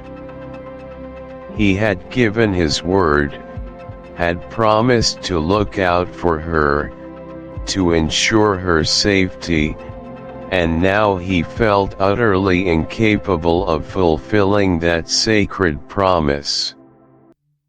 His responsibility towards her weighed heavily on him, a moral burden of trust that he could not afford to fail. He had seen the defiant glint in her eyes, the sheer, audacious bravado of her plan, and had been captivated by her sheer pluck and unwavering resolve. To let her down now, to allow her to fall into harm's way, potentially into the clutches of a ruthless organization, was simply unthinkable, a betrayal of the nascent comradeship. Chapter 12 A Friend in Need. Tuppence, her heart a frantic drum against her ribs, found herself once more outside Mrs. Vandy Meyer's door. The elegant facade of the house seemed to mock the sinister secrets it undoubtedly held within its respectable walls. With the resolve born of a burgeoning, desperate hope, she rang the bell.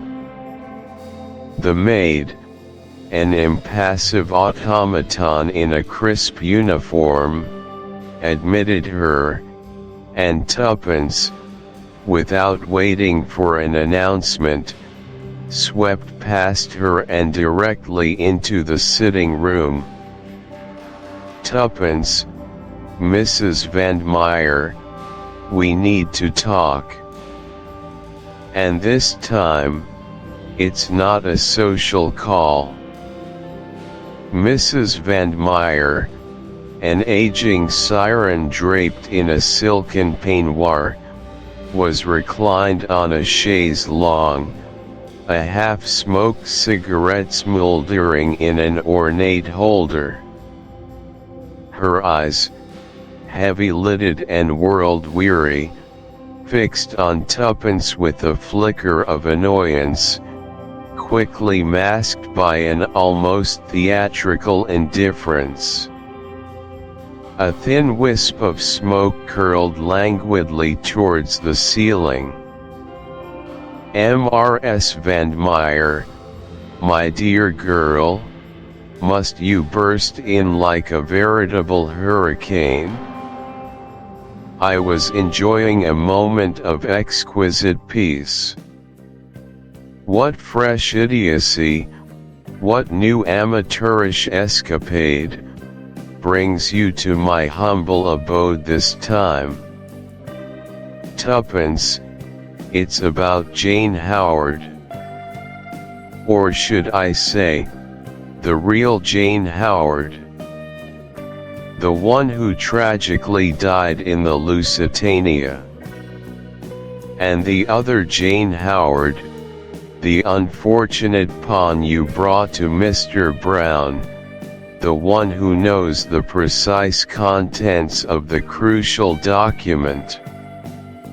A subtle tremor ran through Mrs. Vandy Meyer's carefully constructed composure. Her eyes widened almost imperceptibly, and the hand holding the cigarette tightened its grip. She made a show of flicking ash, but her movements were suddenly less fluid, more deliberate, a telltale sign of her growing unease. Mrs. Van Meyer, I have no idea what you're rambling about, child. You've confused me with someone else, or perhaps your imagination is running quite wild. This is simply preposterous. Tuppence, don't play games, Mrs. Van Meyer. There's no time. I know. We know. You were the one who orchestrated the cruel switch. You found the girl, the poor, innocent girl whose life you so callously endangered, and presented her as the true Jane Howard, the one who was supposed to retrieve the treaty. But she isn't. She never was. And now, she's in grave danger because of you. Her life hangs by a thread. Mrs. Van Meyer sat up slowly, her languid pose abandoning her entirely. Her eyes, now stripped of their casual indifference, held a glint of genuine fear, battling fiercely with a cornered, desperate defiance. She looked around the opulent room as if seeking an immediate escape, or perhaps an unseen, spectral ally. Mrs. Van Meyer, you're mad. Utterly, certifiably mad. I know nothing of this scandalous affair. I simply helped a young woman, a perfectly respectable young woman, find a safe passage. That's all. A simple act of kindness. Tuppence, really? And what, pray tell, about the original Jane Howard's personal diary? The one that explicitly details her unsettling meeting with you, her growing fears about a meticulously planned switch, her profound knowledge of the secret documents. That diary, Mrs. Van Meyer, is very real. And it places you, quite unequivocally, at the very heart of this vast, international conspiracy. It is irrefutable evidence. A sharp, involuntary gasp escaped Mrs. Vandy Meyer's lips, her face paling dramatically. The precise, chilling mention of the diary clearly struck a profound nerve, a vulnerability Tuppence hadn't fully anticipated. a direct hit to her carefully constructed lies. It was the undeniable crack in her seemingly impenetrable armor. Just as the tension in the room reached its absolute, unbearable peak, a sudden, sharp click echoed, resonating ominously from behind them. Julius, indeed, Mrs. Van Meyer. The jig, as they so quaintly say, is most assuredly up. Both women spun around, startled by the new, authoritative presence.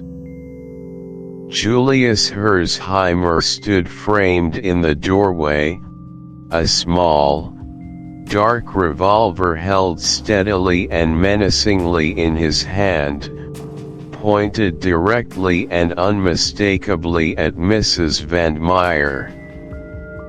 His usually jovial, almost cherubic face was grim, unsmil. Chapter 13, The Vigil. The air in the sterile, subtly antiseptic corridor hummed with an almost unbearable tension as Tommy, Tuppence, Jane Finn, and Julius Herzheimer stood poised, their collective breath held hostage by the impending revelation. Every tick of the unseen clock seemed to amplify the silence, each moment stretching into an eternity of anxious expectation.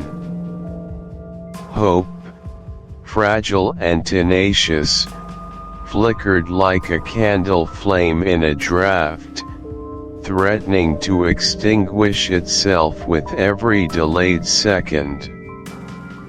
Mrs. Van Meyer, the reluctant key to their relentless pursuit of the elusive Mr. Brown, lay just beyond the closed door, a mere whisper away from uttering the name that could unravel the entire conspiracy. The stakes were monumental, the fate of nations, perhaps, resting on the frail shoulders of a woman whose life had teetered on the brink for days. A nurse, her face etched with a quiet fatigue born of long hours, beckoned them forward. They entered the private room with a hushed reverence, stepping as if into a sacred space, though the sanctity here was merely that of an impending truth. Mrs. Van Meyer lay propped against an unnecessary number of pillows, her face a ghastly white against the pristine linen, the ravages of her recent ordeal etched deeply into her features.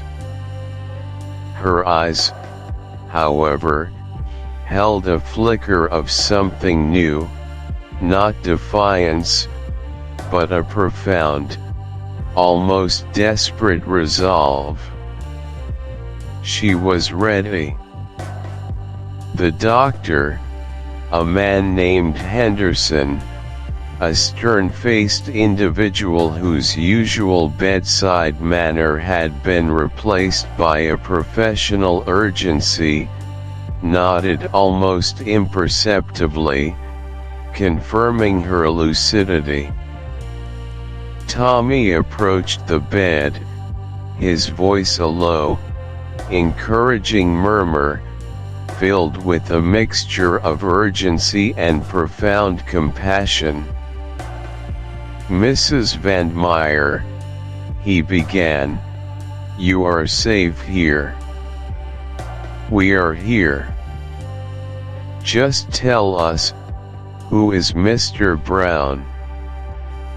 The name, please."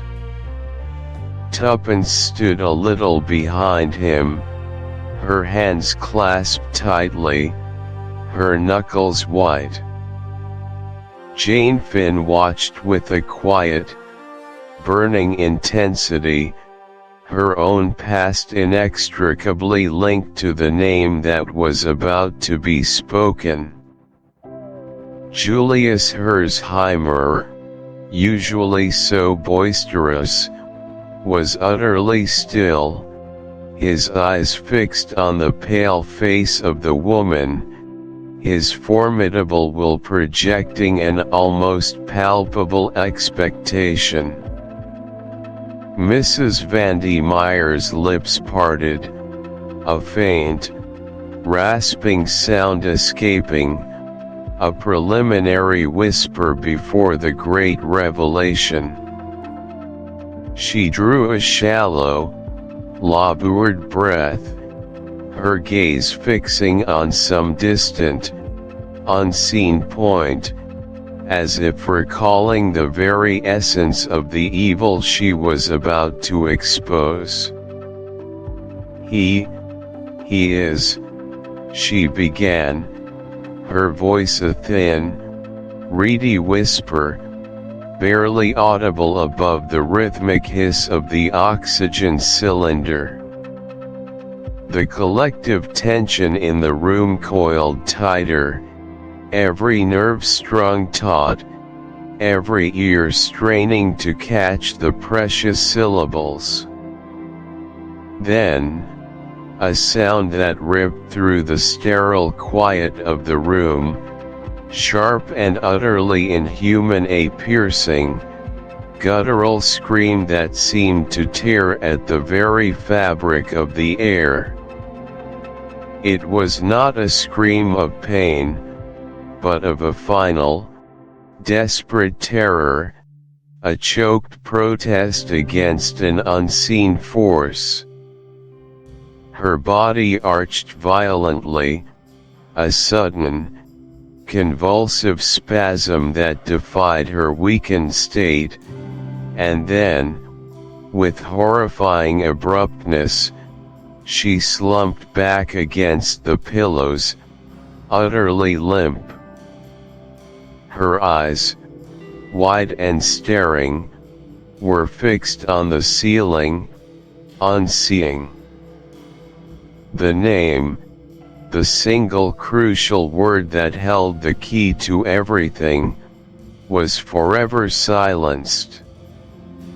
A strangled cry from Tuppence, a sharp intake of breath from Tommy. Julius Herzheimer, usually so robust, stood momentarily frozen, his face a mask of disbelief, before rushing forward. Dr. Henderson was already there, his practiced fingers immediately checking for a pulse, for any sign of life. A moment of frantic, hopeless activity, and then he straightened, his face grim. "She's gone," he pronounced, his voice low, heavy with the weight of absolute finality. "Dead." A sickening wave of despair washed over them all. The truth, so close, so tantalizingly within their grasp, had been brutally snatched away. This wasn't mere bad luck, it was a demonstration, a chilling testament to Mr. Brown's reach, his foresight, his utter ruthlessness. The doctor, regaining his PR. Chapter 14, A Consultation. The heavy oaken door of Sir James's study closed with a muted thud, sealing them within a quiet, contemplative space that felt starkly at odds with the recent chaos and violence. Tuppence sat forward in her chair, her usually spirited face etched with a grim exhaustion that spoke volumes of the night's harrowing events. Sir James, ever the picture of composed sagacity, leaned back, his gaze steady and reassuring, yet deeply searching. "Well, my dear Tuppence," Sir James began, his voice a low rumble, "let us recount the grim particulars. We have a body, a fresh casualty in this most secretive of wars. Tell me everything, from the moment of your arrival back at the house." Tuppence drew a shaky breath, the memory of the dead man's vacant stare still vivid in her mind. "It was ghastly, Sir James. We returned, expecting to find Tommy, to regroup and plan our next move. But instead, there he was, sprawled, his eyes wide open. He'd been dashed." She paused, swallowing hard. "He'd been struck down. There was no struggle, no sound. It was efficient. Deadly efficient. They knew precisely what they were doing, whoever they are. It's like a cold, calculated machine, Sir James, picking off anyone who gets too close to their secrets." Sir James nodded slowly, his fingers steepled thoughtfully beneath his chin. "Indeed. The methods of these adversaries are rarely crude. Precision is their hallmark. It suggests a professional hand, possibly one with official training, now turned rogue, or a fanatic utterly dedicated to their cause. And you say there was no sign of Tommy?" His tone, while calm, held an undercurrent of sharpened concern. Tuppence's eyes widened slightly, a fresh wave of dread washing over her. She had been so consumed by the immediate horror of the discovery, by the shock of death, that Tommy's continued absence had been relegated to a secondary concern, a problem to be addressed after the initial shock. Now, Sir James's direct question brought it crashing back into the forefront of her mind, amplified by the chilling realization of the methodical nature of their enemy. "No. That's just it, Sir James. He wasn't there. We searched everywhere, every room, every corner of the house. Not a trace of him. I assumed, at first, he'd simply gone out, perhaps for some vital reconnaissance, or to chase a lead he hadn't shared. But, with this new death, it changes everything, doesn't it? It means he might not have left voluntarily.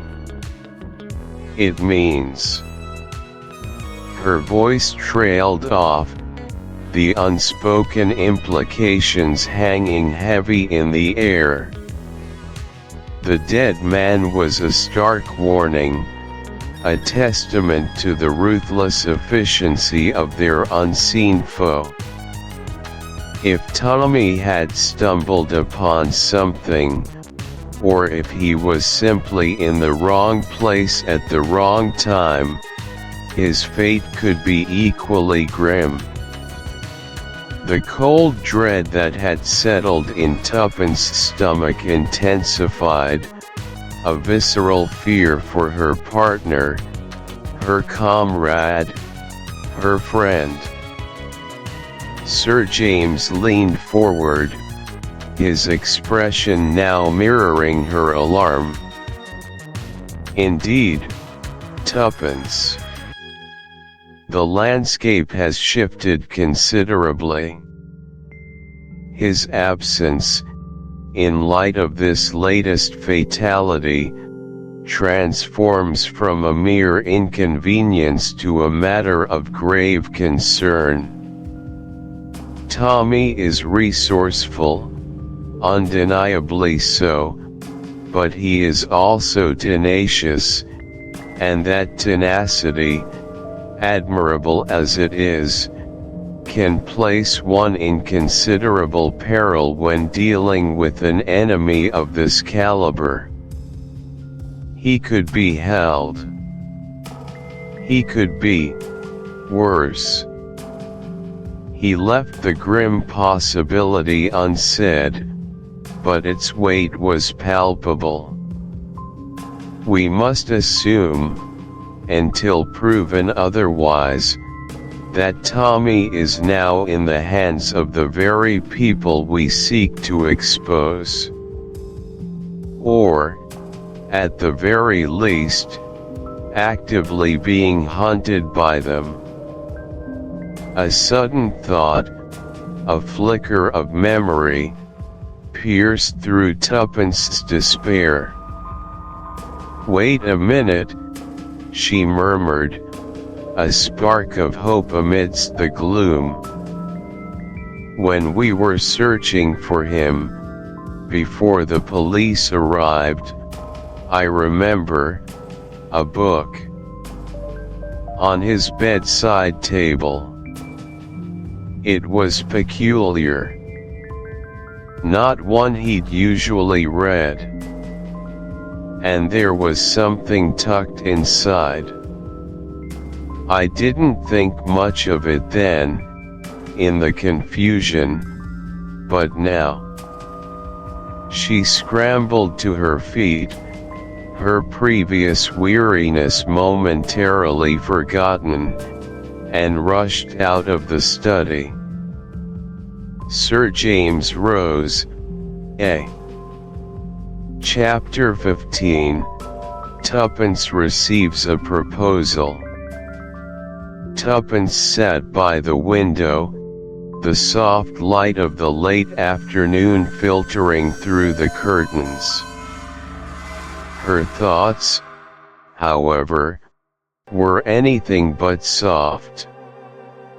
They darted between the elusive Mr. Brown and the unexpected presence of Julius Herzheimer, who had just cleared his throat with an air of profound importance. His American directness, so often amusing, now carried a weight she wasn't quite prepared for.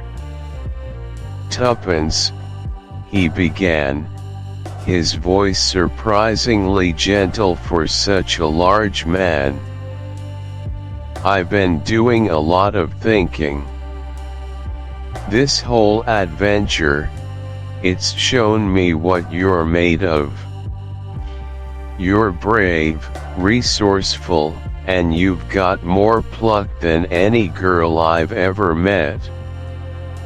And quite frankly, I'm rather gone on you." Tuppence felt a blush creep up her neck.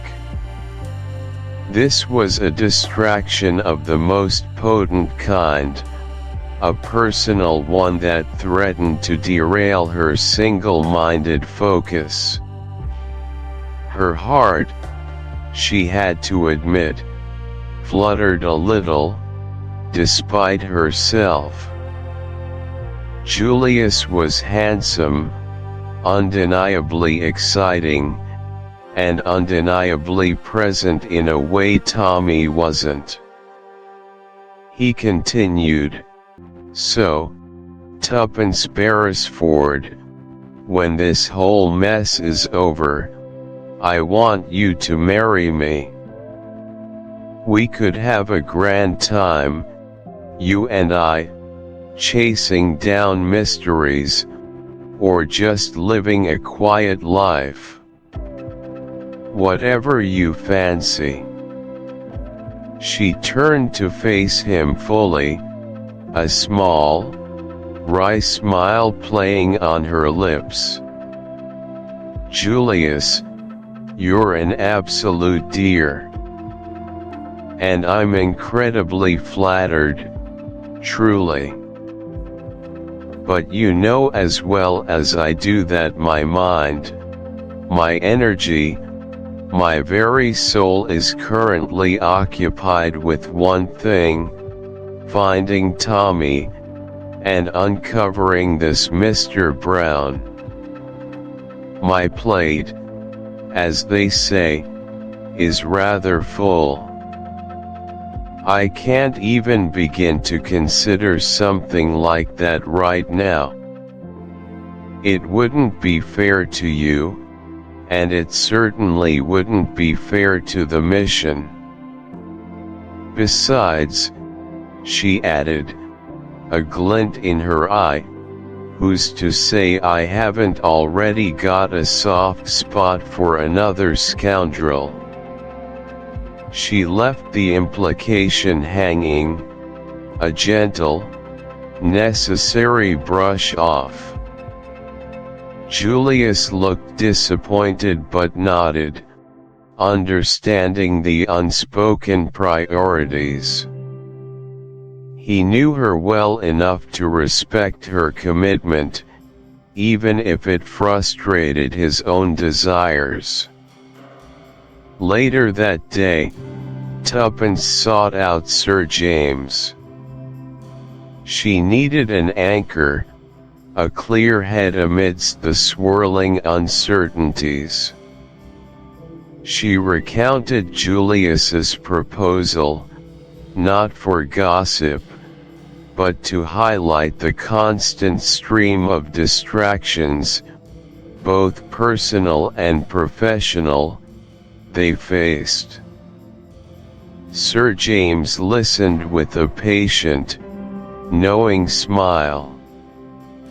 "Such proposals, Tuppence," Sir James remarked, "are a testament to your spirit, but indeed, a potential distraction from the grave task at hand.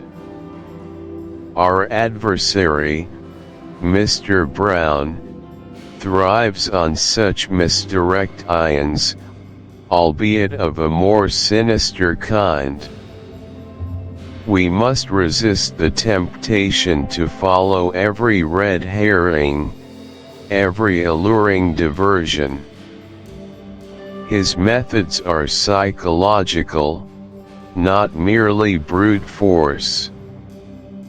He plays on fears, on ambitions, on the weaknesses inherent in human nature.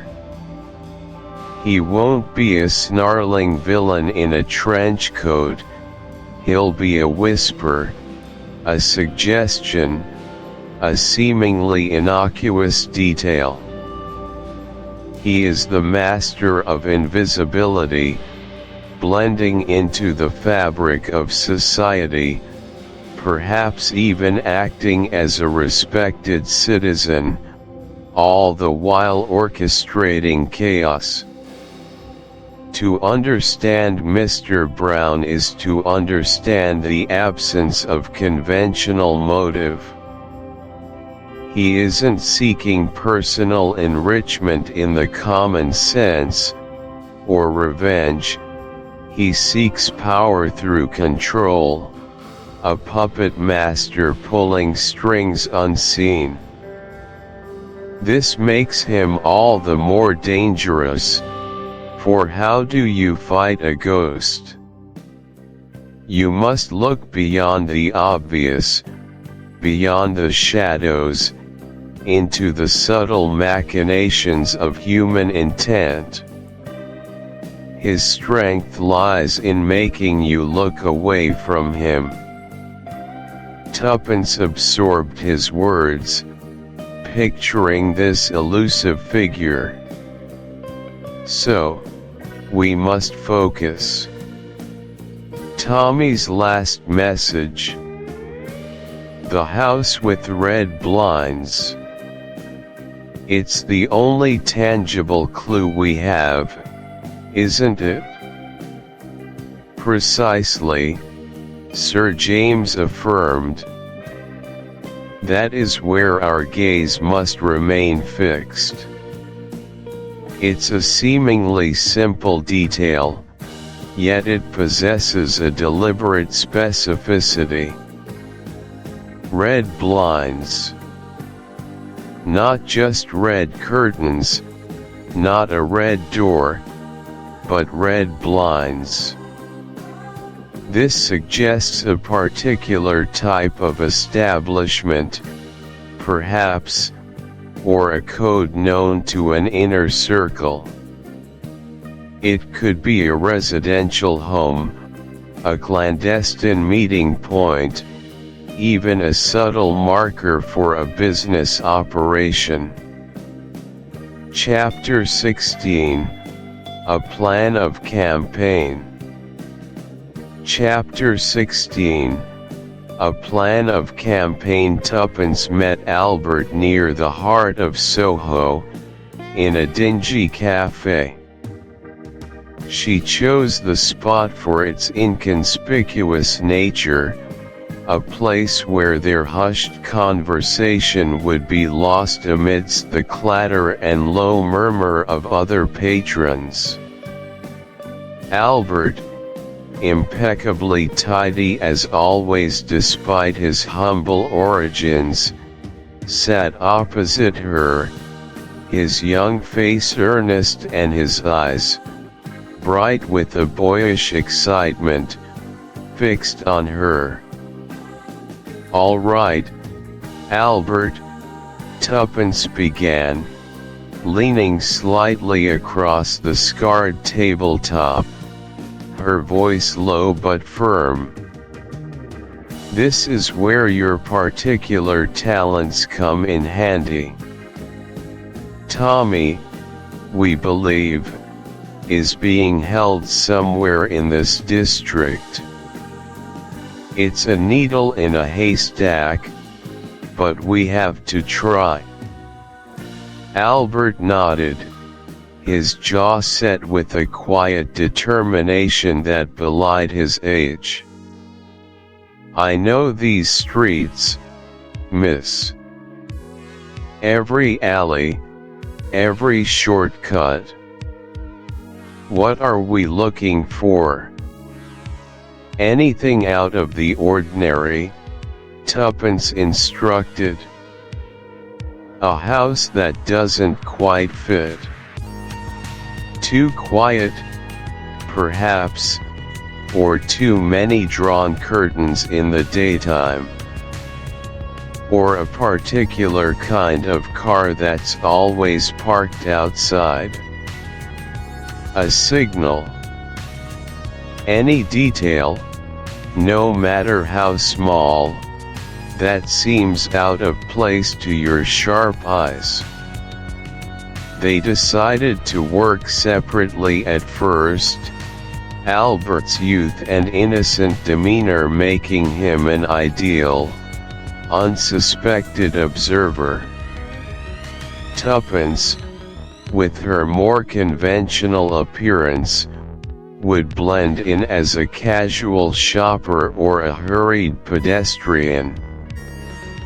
For the next hour, they crisscrossed the narrow, winding streets of Soho. The district was a sensory assault, the greasy tang of oriental cooking mingling with the sweet scent of pastries, the raucous cries of street vendors competing with the distant blare of a gramophone. Every door, every window seemed to hold a secret, every shadowed alleyway a potential hiding place. Tuppence felt a growing knot of anxiety in her stomach, an ever-present worry for Tommy, but she pushed it down, focusing on the task at hand. She imagined Tommy, perhaps bruised, certainly captive, waiting for her. The thought spurred her on. It was Albert who made the discovery. Tuppence spotted him eventually, standing nonchalantly by a fruit stall, pretending to examine a pile of apples. But his gaze, she noticed, was fixed on a particular house a few doors down a small, almost anonymous cul-de-sac called Grimes Passage. It was a narrow, terraced building, 3 stories high, its brickwork stained with age and neglect. There was nothing outwardly remarkable about it, no overt sign of sinister activity. Yet, as Tuppence drew closer, she felt a chill creep down her spine. The windows were all uniformly draped with heavy, dark curtains, even on the bright afternoon. A single, small window on the top floor, however, seemed to have a faint glow behind it, even in the daylight, as if a lamp was perpetually burning. And then there was the utter silence of the place. No children's laughter, no clatter from a kitchen, no faint murmur of conversation. It was a tomb amongst the vibrant, noisy life of Soho. It was this unnerving quietude that Albert had first noticed, a place that was alive, yet showed no signs of life.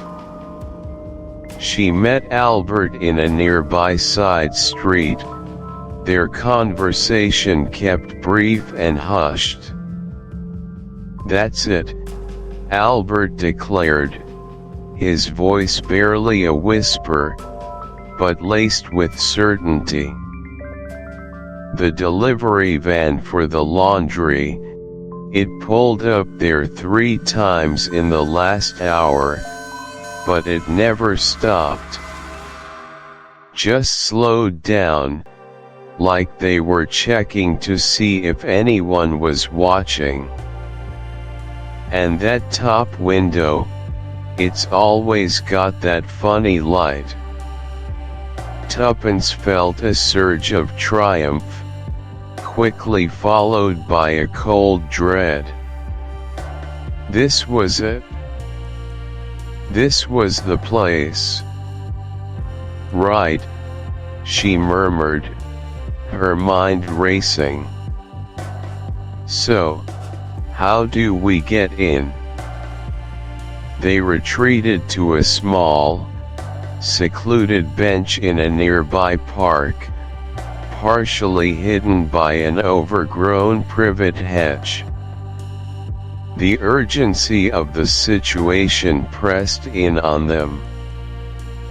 A direct approach was out of the question, these were not meant to be reasoned with.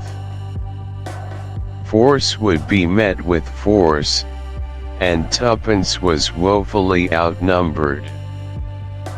The front door will be barred, no doubt, Tuppence mused, tracing patterns in the dust with her finger.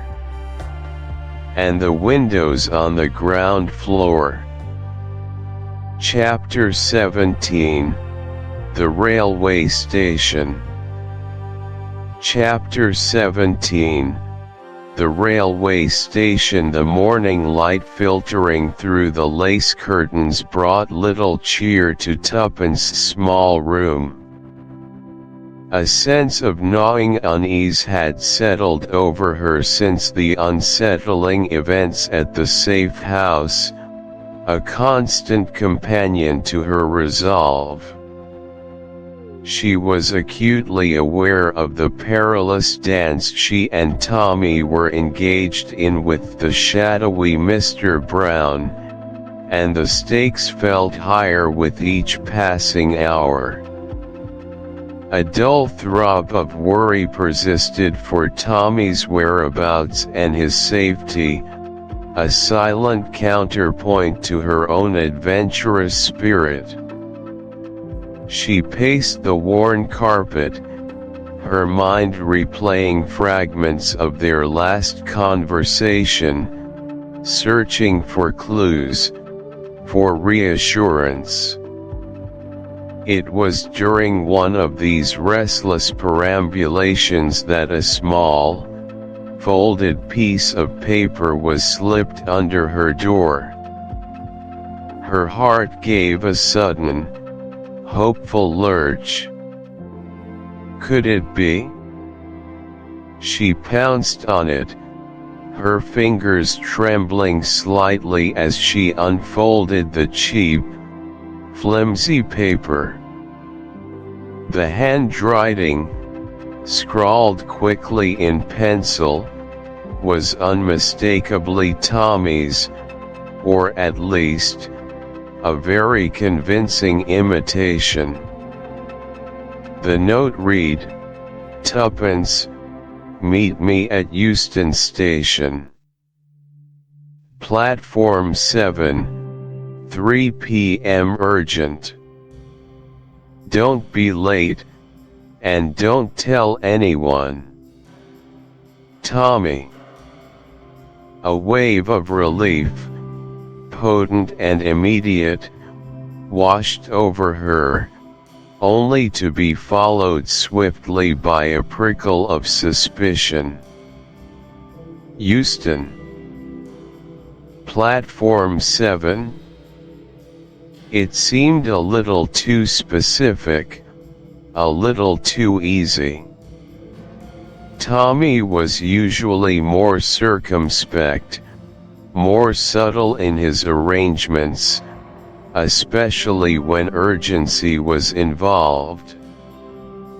His usual mode of communication involved coded phrases, prearranged signals, never such a direct, almost brazen instruction. Yet, the handwriting, that familiar, slightly slanting script, was so convincing. It tugged at her heartstrings, overriding her logical doubts. What if it really was him?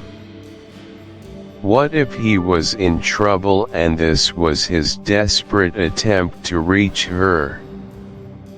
The thought was unbearable. She had to go. The risk, she decided, was outweighed by the possibility that Tommy needed her. Her loyalty, fierce and unwavering, propelled her towards the decision. With a surge of determination, Tuppence hastily prepared herself. She chose an inconspicuous coat and hat, hoping to blend into the bustling London crowds. She checked her small pistol, tucked securely into her handbag, a grim reminder of the dangers that now surrounded her every move. The journey across London to Euston was a blur of rumbling trains and crowded omnibuses. Each stop, each face, was scrutinized, her senses sharpened by the adrenaline coursing through her veins. She found herself subconsciously looking for tales, for any sign of recognition in the eyes of strangers, but the city, as always, seemed indifferent, a swirling vortex of humanity. Arriving at Euston, the vast, echoing station swallowed her in its clamour. The air hummed with the rush of steam, the cries of porters, and the endless chatter of travelers. A quick glance at the station clock confirmed she was early. She made her way towards platform 7, affecting a casual air, but her eyes darted, scanning the faces, searching for Tommy's familiar figure. Her heart pounded a frantic rhythm against her ribs. Platform 7 was busy, but not overwhelmingly so. Commuters waited patiently for their trains, clutching briefcases and newspapers. A family argued good-naturedly over luggage. An elderly couple sat on a bench, holding hands. No Tommy. Not yet, she told herself. She found a quiet spot near a newsstand, pretending to browse a magazine, all the while taking in her surroundings. Then, she saw him. Or rather, them. Two men, nondescript in their dark suits and bowler hats, stood a little too still, a little too observant for ordinary travelers. One was near the entrance to the platform, casually leaning against a pillar, his gaze sweeping the crowd with an unnerving intensity.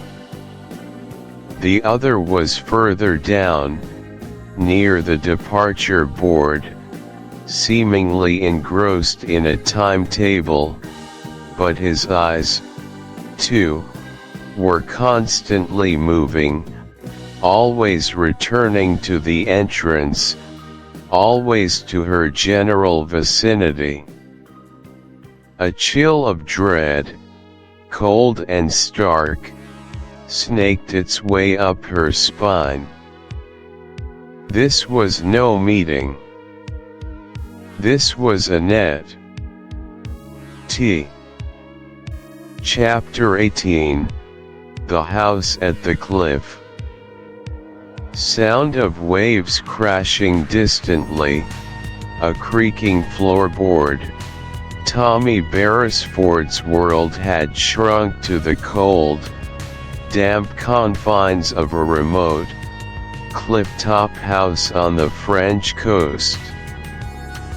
He'd been transported here under the veil of night, his new prison a stark contrast to the London flat from which he was abducted.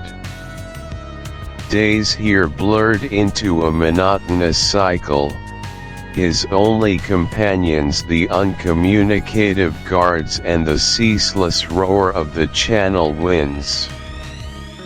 Despite the isolation, his thoughts clung to Tuppence and Julius, wondering if they were safe, if they were still searching.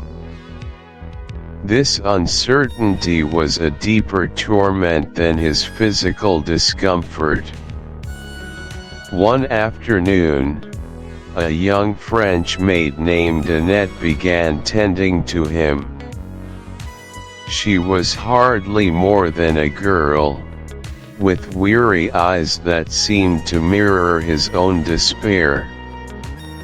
Initially, her visits were purely functional, but a quiet, unspoken understanding soon passed between them. She, too, seemed trapped. Then, one evening, as dusk veiled the sea in bruised grays, Annette approached him with a desperate urgency. "Monsieur," she whispered, her voice barely audible, trembling. "You must go. Tonight. They are planning something terrible." She quickly relayed details, a brief window in the guard's routine, a hidden, treacherous path down the cliff. On a scrap of paper, she'd even sketched a crude map, showing the route to a small fishing village miles away. "There is a boat," she promised, her hand briefly touching his. "A friend of mine. He will take you to England." Her courage was astonishing. The escape was a heart-stopping exercise in stealth. Guided by Annette's precise instructions, Tommy slipped from his room. His heart hammered as he navigated the dark, creaking house, scaling a low window to emerge into the raw night air. The wind, now his confederate, masked his movements as he embarked on the perilous descent down the cliff face.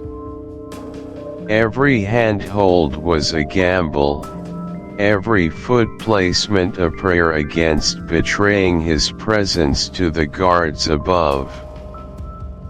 He scraped knees and hands, but the vision of Tuppence and Julius spurred him on. Finally, breathless and aching, he reached the sandy cove. A small fishing boat, its mast a skeletal silhouette, bobbed gently. A taciturn fisherman, Annette's friend, emerged from the shadows. No words were needed, a nod of mutual understanding sufficed. Tommy clambered aboard, feeling the rhythmic sway as the boat pushed out into the dark expanse of the channel. The cold spray was a baptism of freedom. The journey back across the sea was long, a monotonous drone of engine and waves, yet with every mile, Tommy felt a surge of renewed purpose. He was returning to London, to the very heart of the conspiracy. His mind, once dulled by captivity, now erased with strategies. He had to find Tuppence. He had to find Julius. They were his only true allies in this dangerous game. The thought of their unwavering spirit was a beacon. He knew he would not rest until he stood beside them, ready to confront the adversaries who threatened their lives and their nation.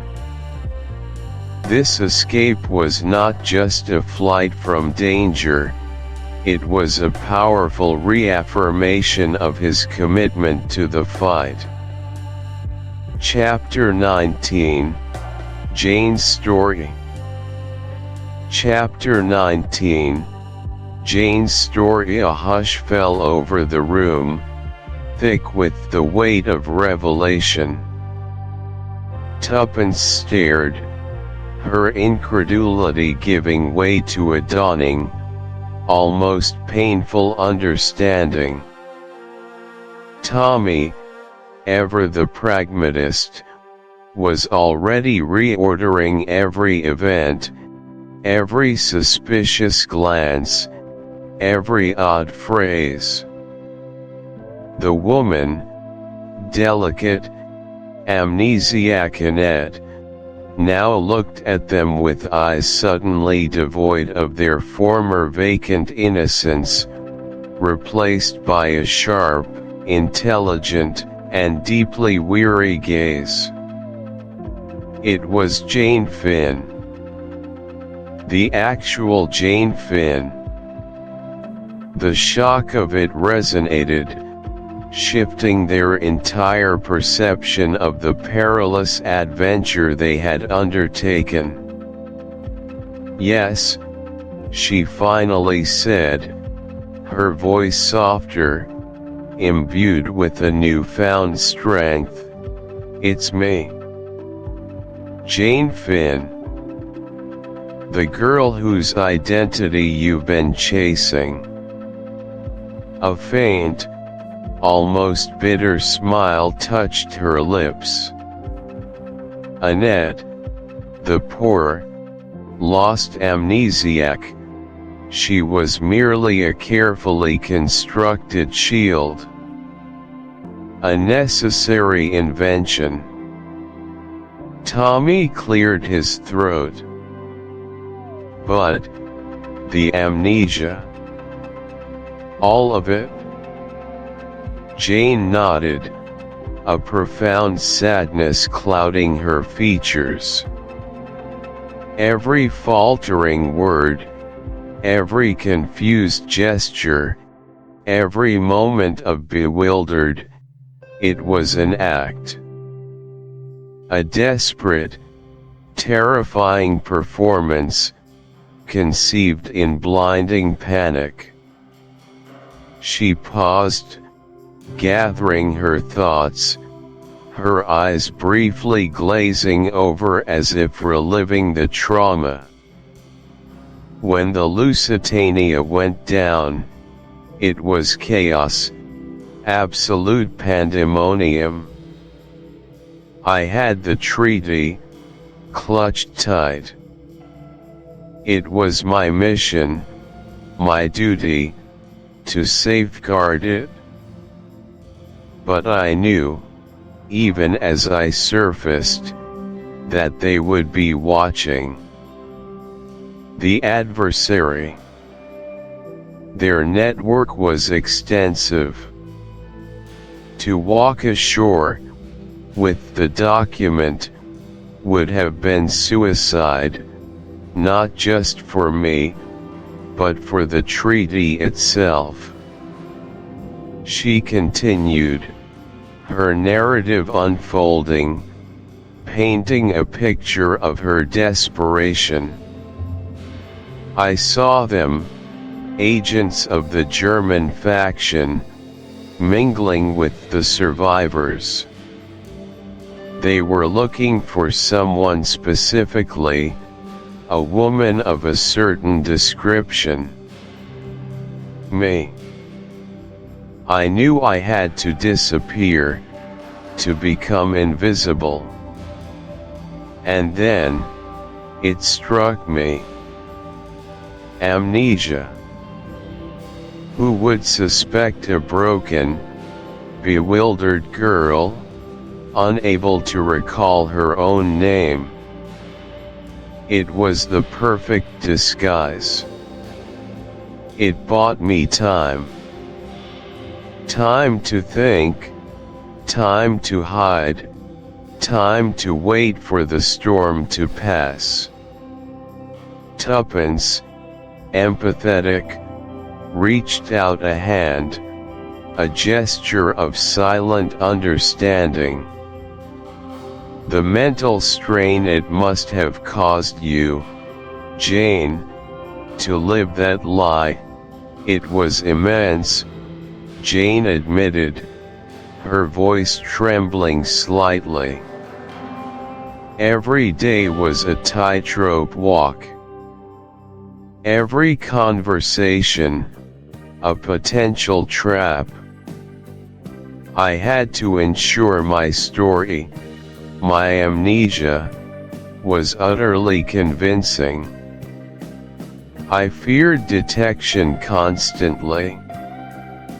The only thing that sustained me was the knowledge that the treaty, the peace of Europe, depended on my silence, on my seeming incapacity. And the document itself. Tommy pressed, cutting to the chase with a practical urgency. Where did you hide it, if not on your person? Jane took a deep breath, her gaze becoming sharper, more focused. That was the most crucial part. The moment I arrived in London, specifically at the Soho house, I knew my time was limited.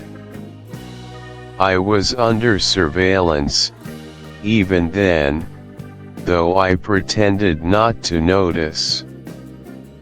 I acted out my confusion, allowing myself to be cared for, but my mind was racing.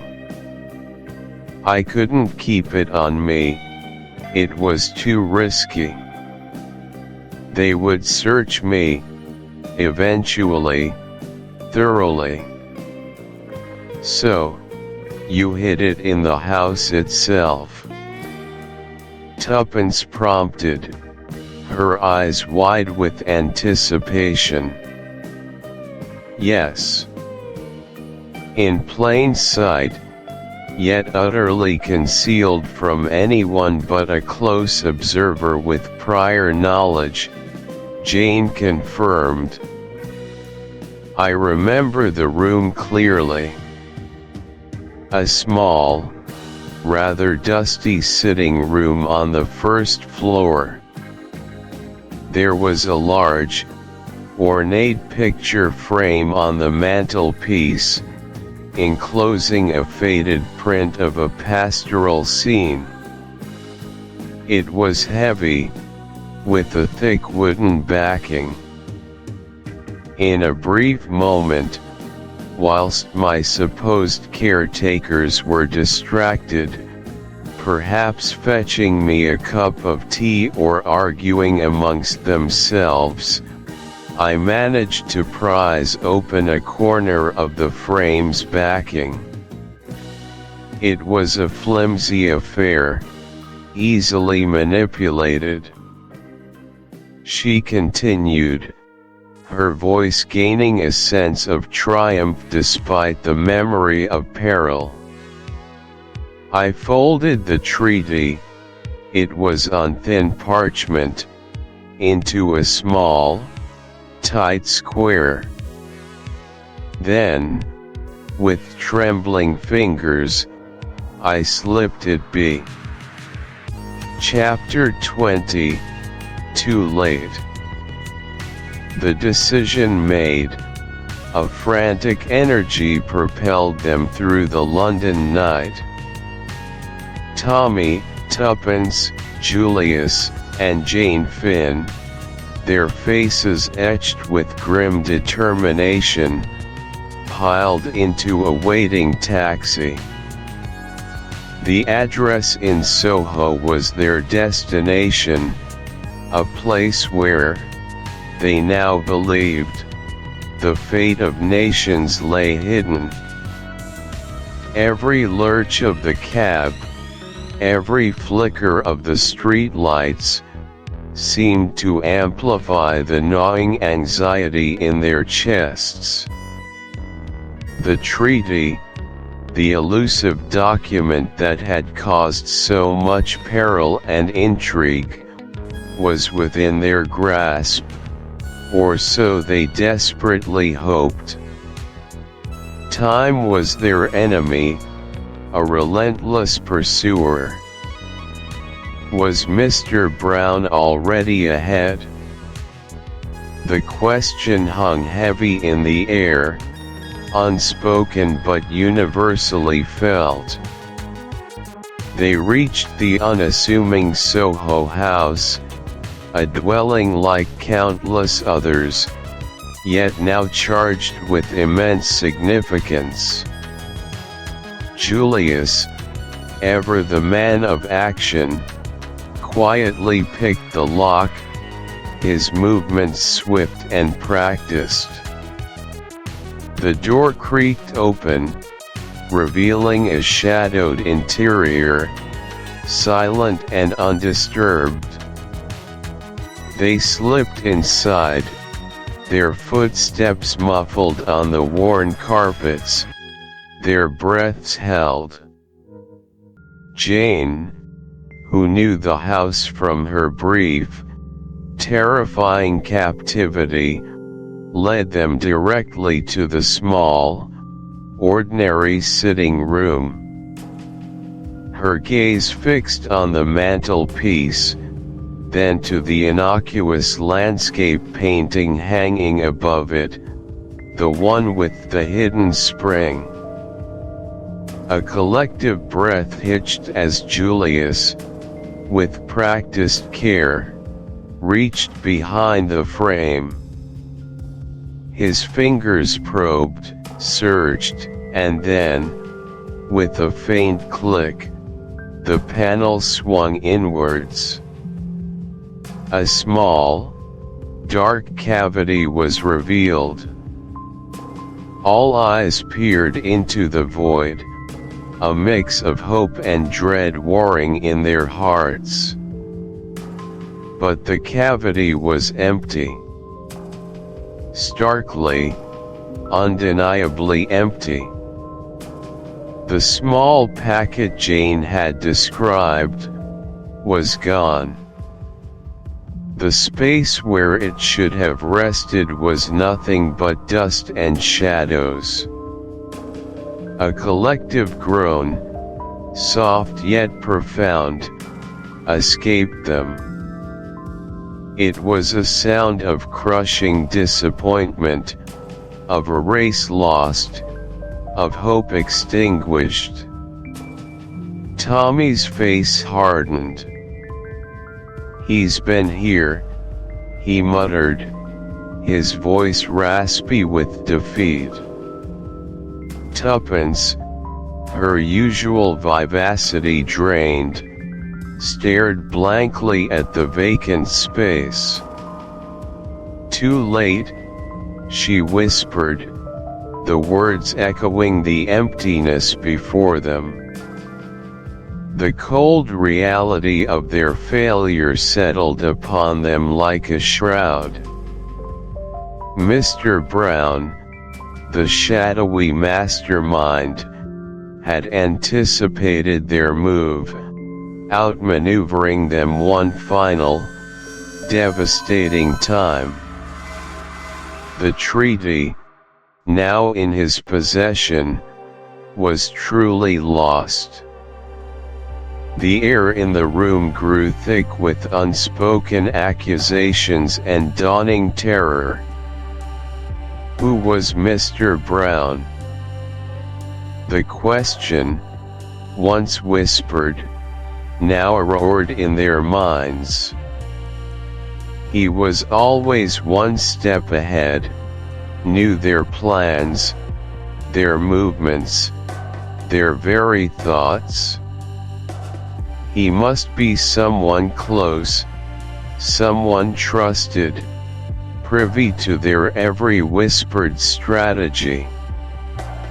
The thought was chilling, a betrayal from within their ranks, or perhaps, from someone encountered more directly than realized.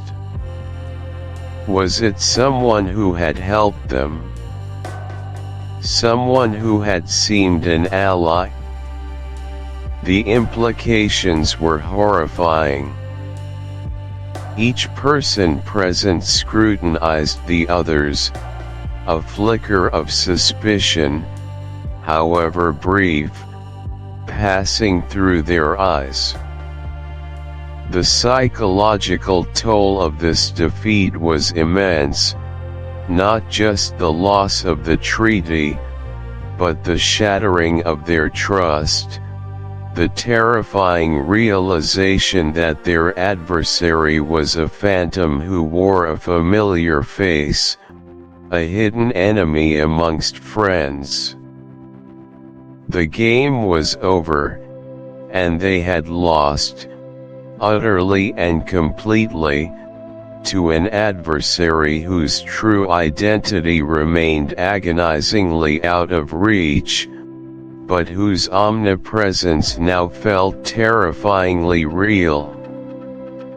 The empty hiding place was not just a symbol of a lost treaty, but of a trust betrayed, and a future plunged into an even deeper, more perilous uncertainty. Chapter 21 The Identification. Sound of a distant, faint gust of wind, the crunch of gravel underfoot. The air, already thick with the chill of impending revelation, seemed to drop several degrees as the small party surveyed the ghastly scene. Tommy and Tuppence stood a little apart, their faces grim. Julius Herzheimer, ever the picture of controlled intensity, clenched his jaw. Jane Finn, pale and trembling, leaned against the quarry wall, her eyes wide with a mixture of horror and dawning comprehension. Sir James Peel Egerton, surprisingly composed, adjusted his monocle, his gaze sweeping over each of them with an unsettling calm. The identity of the unfortunate man in the quarry was confirmed. It was the impostor, the decoy, who had been posing as Mr. Brown. The true Mr. Brown, the mastermind behind the labyrinthine plot, remained elusive, a shadow dancing just beyond their grasp. Or so they believed. Sound of a sharp, dry cough, slightly disturbing the silence. A slow, almost imperceptible smile began to form on Sir James's lips, a smile that sent an involuntary shiver down Tuppence's spine. It wasn't a smile of relief or triumph, but something colder, more predatory. He cleared his throat, a small, almost polite sound, yet it cut through the tense quiet like a scalpel. Sir James Peel Egerton, smooth, cultured, but with an underlying steel most enlightening, wouldn't you say? A remarkable piece of work, truly. This unfortunate individual served his purpose with admirable dedication. One might almost feel a pang of regret. But sentiment, my dear friends, is a luxury one simply cannot afford in my line of work. His voice, usually so urbane and reassuring, now carried a distinct edge, a note of chilling authority that had been conspicuously absent until this moment. Tommy, ever watchful, felt a prickle of unease. Julius, his instincts honed by years in a far more dangerous game than this, subtly shifted his weight, his eyes narrowing to slits as he fixated on Sir James. Sir James Peel Edgerton, voice growing subtly louder, more self-assured. You see, the beauty of it, the sheer elegance of the deception, lies in its simplicity. A public figure, beyond reproach, a pillar of society, yet simultaneously the hidden hand, the puppeteer. Who would ever suspect? A veritable paragon of British virtue, and yet, the very antithesis of everything he outwardly represents. A delightful paradox, wouldn't you agree? Narrator, he paused, letting his words hang in the air, allowing their true weight to settle upon his stunned audience. Then, with a sudden, fluid movement that belied his dignified appearance, Sir James produced a small, silver-plated revolver from his inner coat pocket. The glint of metal in the fading light was stark, unmistakable. He held it steady, pointing it casually, yet with deadly intent, first at Julius, then at Tommy, and finally resting it squarely on Tuppence. Sir James Peel Edgerton, voice now entirely devoid of its former pleasantries, cold and commanding. I believe it is time we dispensed with the pleasantries. My name is not merely Sir James Peel Edgerton. No, that is but one of many convenient guises. You may, if you insist upon a moniker, refer to me as Mr. Brown. The true Mr. Brown, I assure you. The architect, the orchestrator, and, I dare say, the victor. A gasp escaped Tuppence's lips, quickly stifled. Tommy's eyes flashed with a mixture of shock and dawning horror. Julius remained motionless, his face a mask, but the tension in his posture was palpable. Jane Finn let out a soft whimper. The revelation hung heavy in the desolate quarry, each word a hammer blow.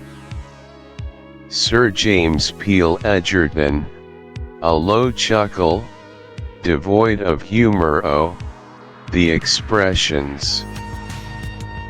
Priceless, absolutely priceless. You see, the world has a tiresome habit of underestimating the quiet man, the one who attends the right clubs, holds the proper opinions, and is generally considered safe. My plan, you ask? Simple. To sow discord, to exploit the inherent weaknesses of these squabbling nations, to profit immensely from the ensuing chaos. The treaty was merely the spark. Th. Chapter 22, The End. With the papers safely in Mr. Whittington's hands, the immediate government crisis was averted, much to everyone's relief. The devastating scandal vanished. Praise, if understated, was showered upon the intrepid four. Julius Herzheimer, the American man of action, had proven invaluable in the treaty's recovery. The adventure had also solidified Julius's feelings for Jane Finn. One quiet afternoon, with the chaos a memory, he turned to her, earnestness replacing his usual bluster. "Jane," he began, "this business has shown me what truly matters.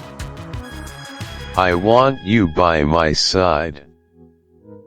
Always. Will you marry me?" Jane, touched and smiling, readily accepted. A new chapter, decidedly less perilous, awaited them across the Atlantic. Meanwhile, Tommy Beresford and Prudence Tuppence Cowley, having shared danger and exasperation, found themselves at a crossroads. Their partnership, forged in espionage, held an undeniable undercurrent. They sat opposite, the silence weighted with unspoken thoughts. So, Tommy ventured, "Young Adventurers Ltd. Where do we go from here?" Tuppence met his gaze, a mischievous glint warring with affection. "Well, Tommy, I suppose we could always merge. Become one very exclusive, highly efficient, and slightly mad firm." Tommy grinned, understanding dawning. "You mean, a partnership for life?" "Mrs. Beresford, perhaps." Tuppence nodded, her smile widening. "Something like that, Mr. Beresford. After all, who else would put up with us?" Their shared laughter filled the room, sealing a bond far stronger than any secret treaty. The young adventurers, now bound by matrimony, were ready for their next adventure together. 7-Day Action Plan. Welcome to our 7-Day Action Plan, designed to ignite your inner young adventurer, transforming intention into bold, decisive action. This week, we'll apply the energetic, resourceful mindset of characters like Tommy and Tuppence Beresford to your own life. Day 1 calls for you to identify your partner in crime. Just as no secret agent works entirely alone, find a mentor, a peer, or a collaborator whose strengths complement your own. This partnership fosters shared risk, diverse perspectives, and mutual support, crucial for navigating any challenge. On day 2, embrace risk. Say yes to an opportunity you feel decidedly underqualified for. The young adventurer doesn't wait for perfect readiness. They leap, learning and adapting as they go, expanding their capabilities with each bold step into the unknown. Day 3 is dedicated to sharpening observation. Spend a full day consciously noticing details others typically miss, the subtle shifts in body language, the overlooked elements of your environment. This keen eye is essential for uncovering hidden truths and understanding underlying dynamics, a hallmark of any successful detective. For day 4, master adaptability. When your initial plan inevitably encounters an obstacle, practice changing your approach with swift agility. A true adventurer isn't rigid. They pivot, reassess, and creatively forge new paths forward, understanding that flexibility is paramount to victory. Day 5 encourages you to trust your intuition. Act on a gut feeling regarding a decision, particularly when logical paths seem unclear. This isn't recklessness, but a recognition of your subconscious mind's ability to synthesize complex information into a potent inner signal, often guiding you wisely. Day 6 is about identifying hidden saboteurs. Honestly analyze what, or who, is secretly hindering your progress. These can be external forces, but often they are internal self-doubt, procrastination, or limiting beliefs. Unmasking them is the first step to neutralizing their power. Finally, on day 7, celebrate the win. Acknowledge a small victory, whether personal or with your newfound team or collaborator. Recognizing these triumphs, however minor, fuels morale, reinforces positive actions, and builds the momentum needed for the adventures yet to come. Summary. As The Secret Adversary concludes, we reflect on Tommy and Tuppence's post-World War I journey. Their initial disillusionment, a common plight of their generation, quickly transformed into an enterprising spirit.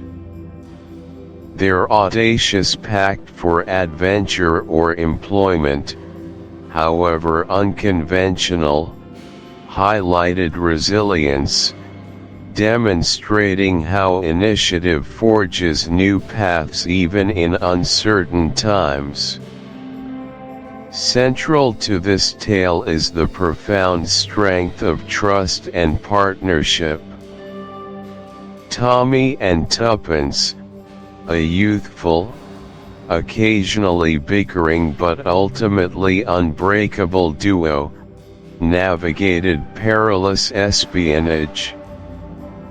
Their street smarts, courage, and mutual respect were invaluable against the shadowy Mr. Brown, a master manipulator. Their triumph stemmed not from individual genius, but the synergy of shared purpose and implicit faith, a vital lesson for confronting overwhelming odds. The exquisite twist ending, unmasking the seemingly helpful Jane Howard as the very mastermind, Mr. Brown, is classic Christie. It's a masterful demonstration of deception, reminding us that appearances mislead and dangerous adversaries hide in plain sight, leveraging our trust. This profound insight into human nature, the duality of identity, and our susceptibility to being fooled, lingers. The Secret Adversary is more than a thrilling spy novel. It's an exploration of trust, identity, and the enduring spirit of adventure in a changed world. Call to action. And so, our thrilling journey with Tommy and Tuppence, navigating a world of spies and secret plots, concludes for now.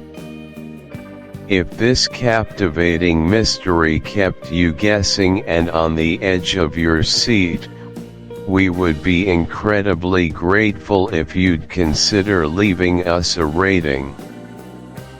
Your feedback helps fellow listeners discover this classic tale and supports the creation of more engaging crime audiobooks.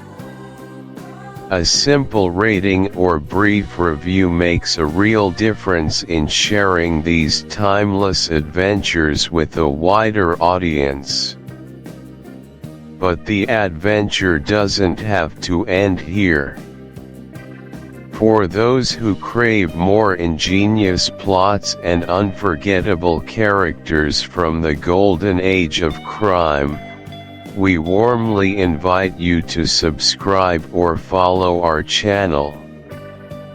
You'll be the first to know about our upcoming releases, ensuring you never miss another gripping case from authors like Agatha Christie. Our expanding library of classic thrillers promises endless hours of captivating listening for all mystery lovers. And what of our intrepid duo, Tommy Beresford and Tuppence Cowley? Their partnership, forged in danger, is far from over. Their unique blend of courage, wit, and accidental heroism will undoubtedly lead them into even more astonishing exploits. Keep an ear out for their next grand adventure, where new mysteries and perils await. We can't wait to share their continuing escapades with you very soon. Until next time, keep your detective instincts sharp. Thank you for listening to this audiobook. If you found value, meaning, or inspiration in this journey, please remember to like the video, subscribe to the channel, and turn on notifications so you won't miss the next chapter.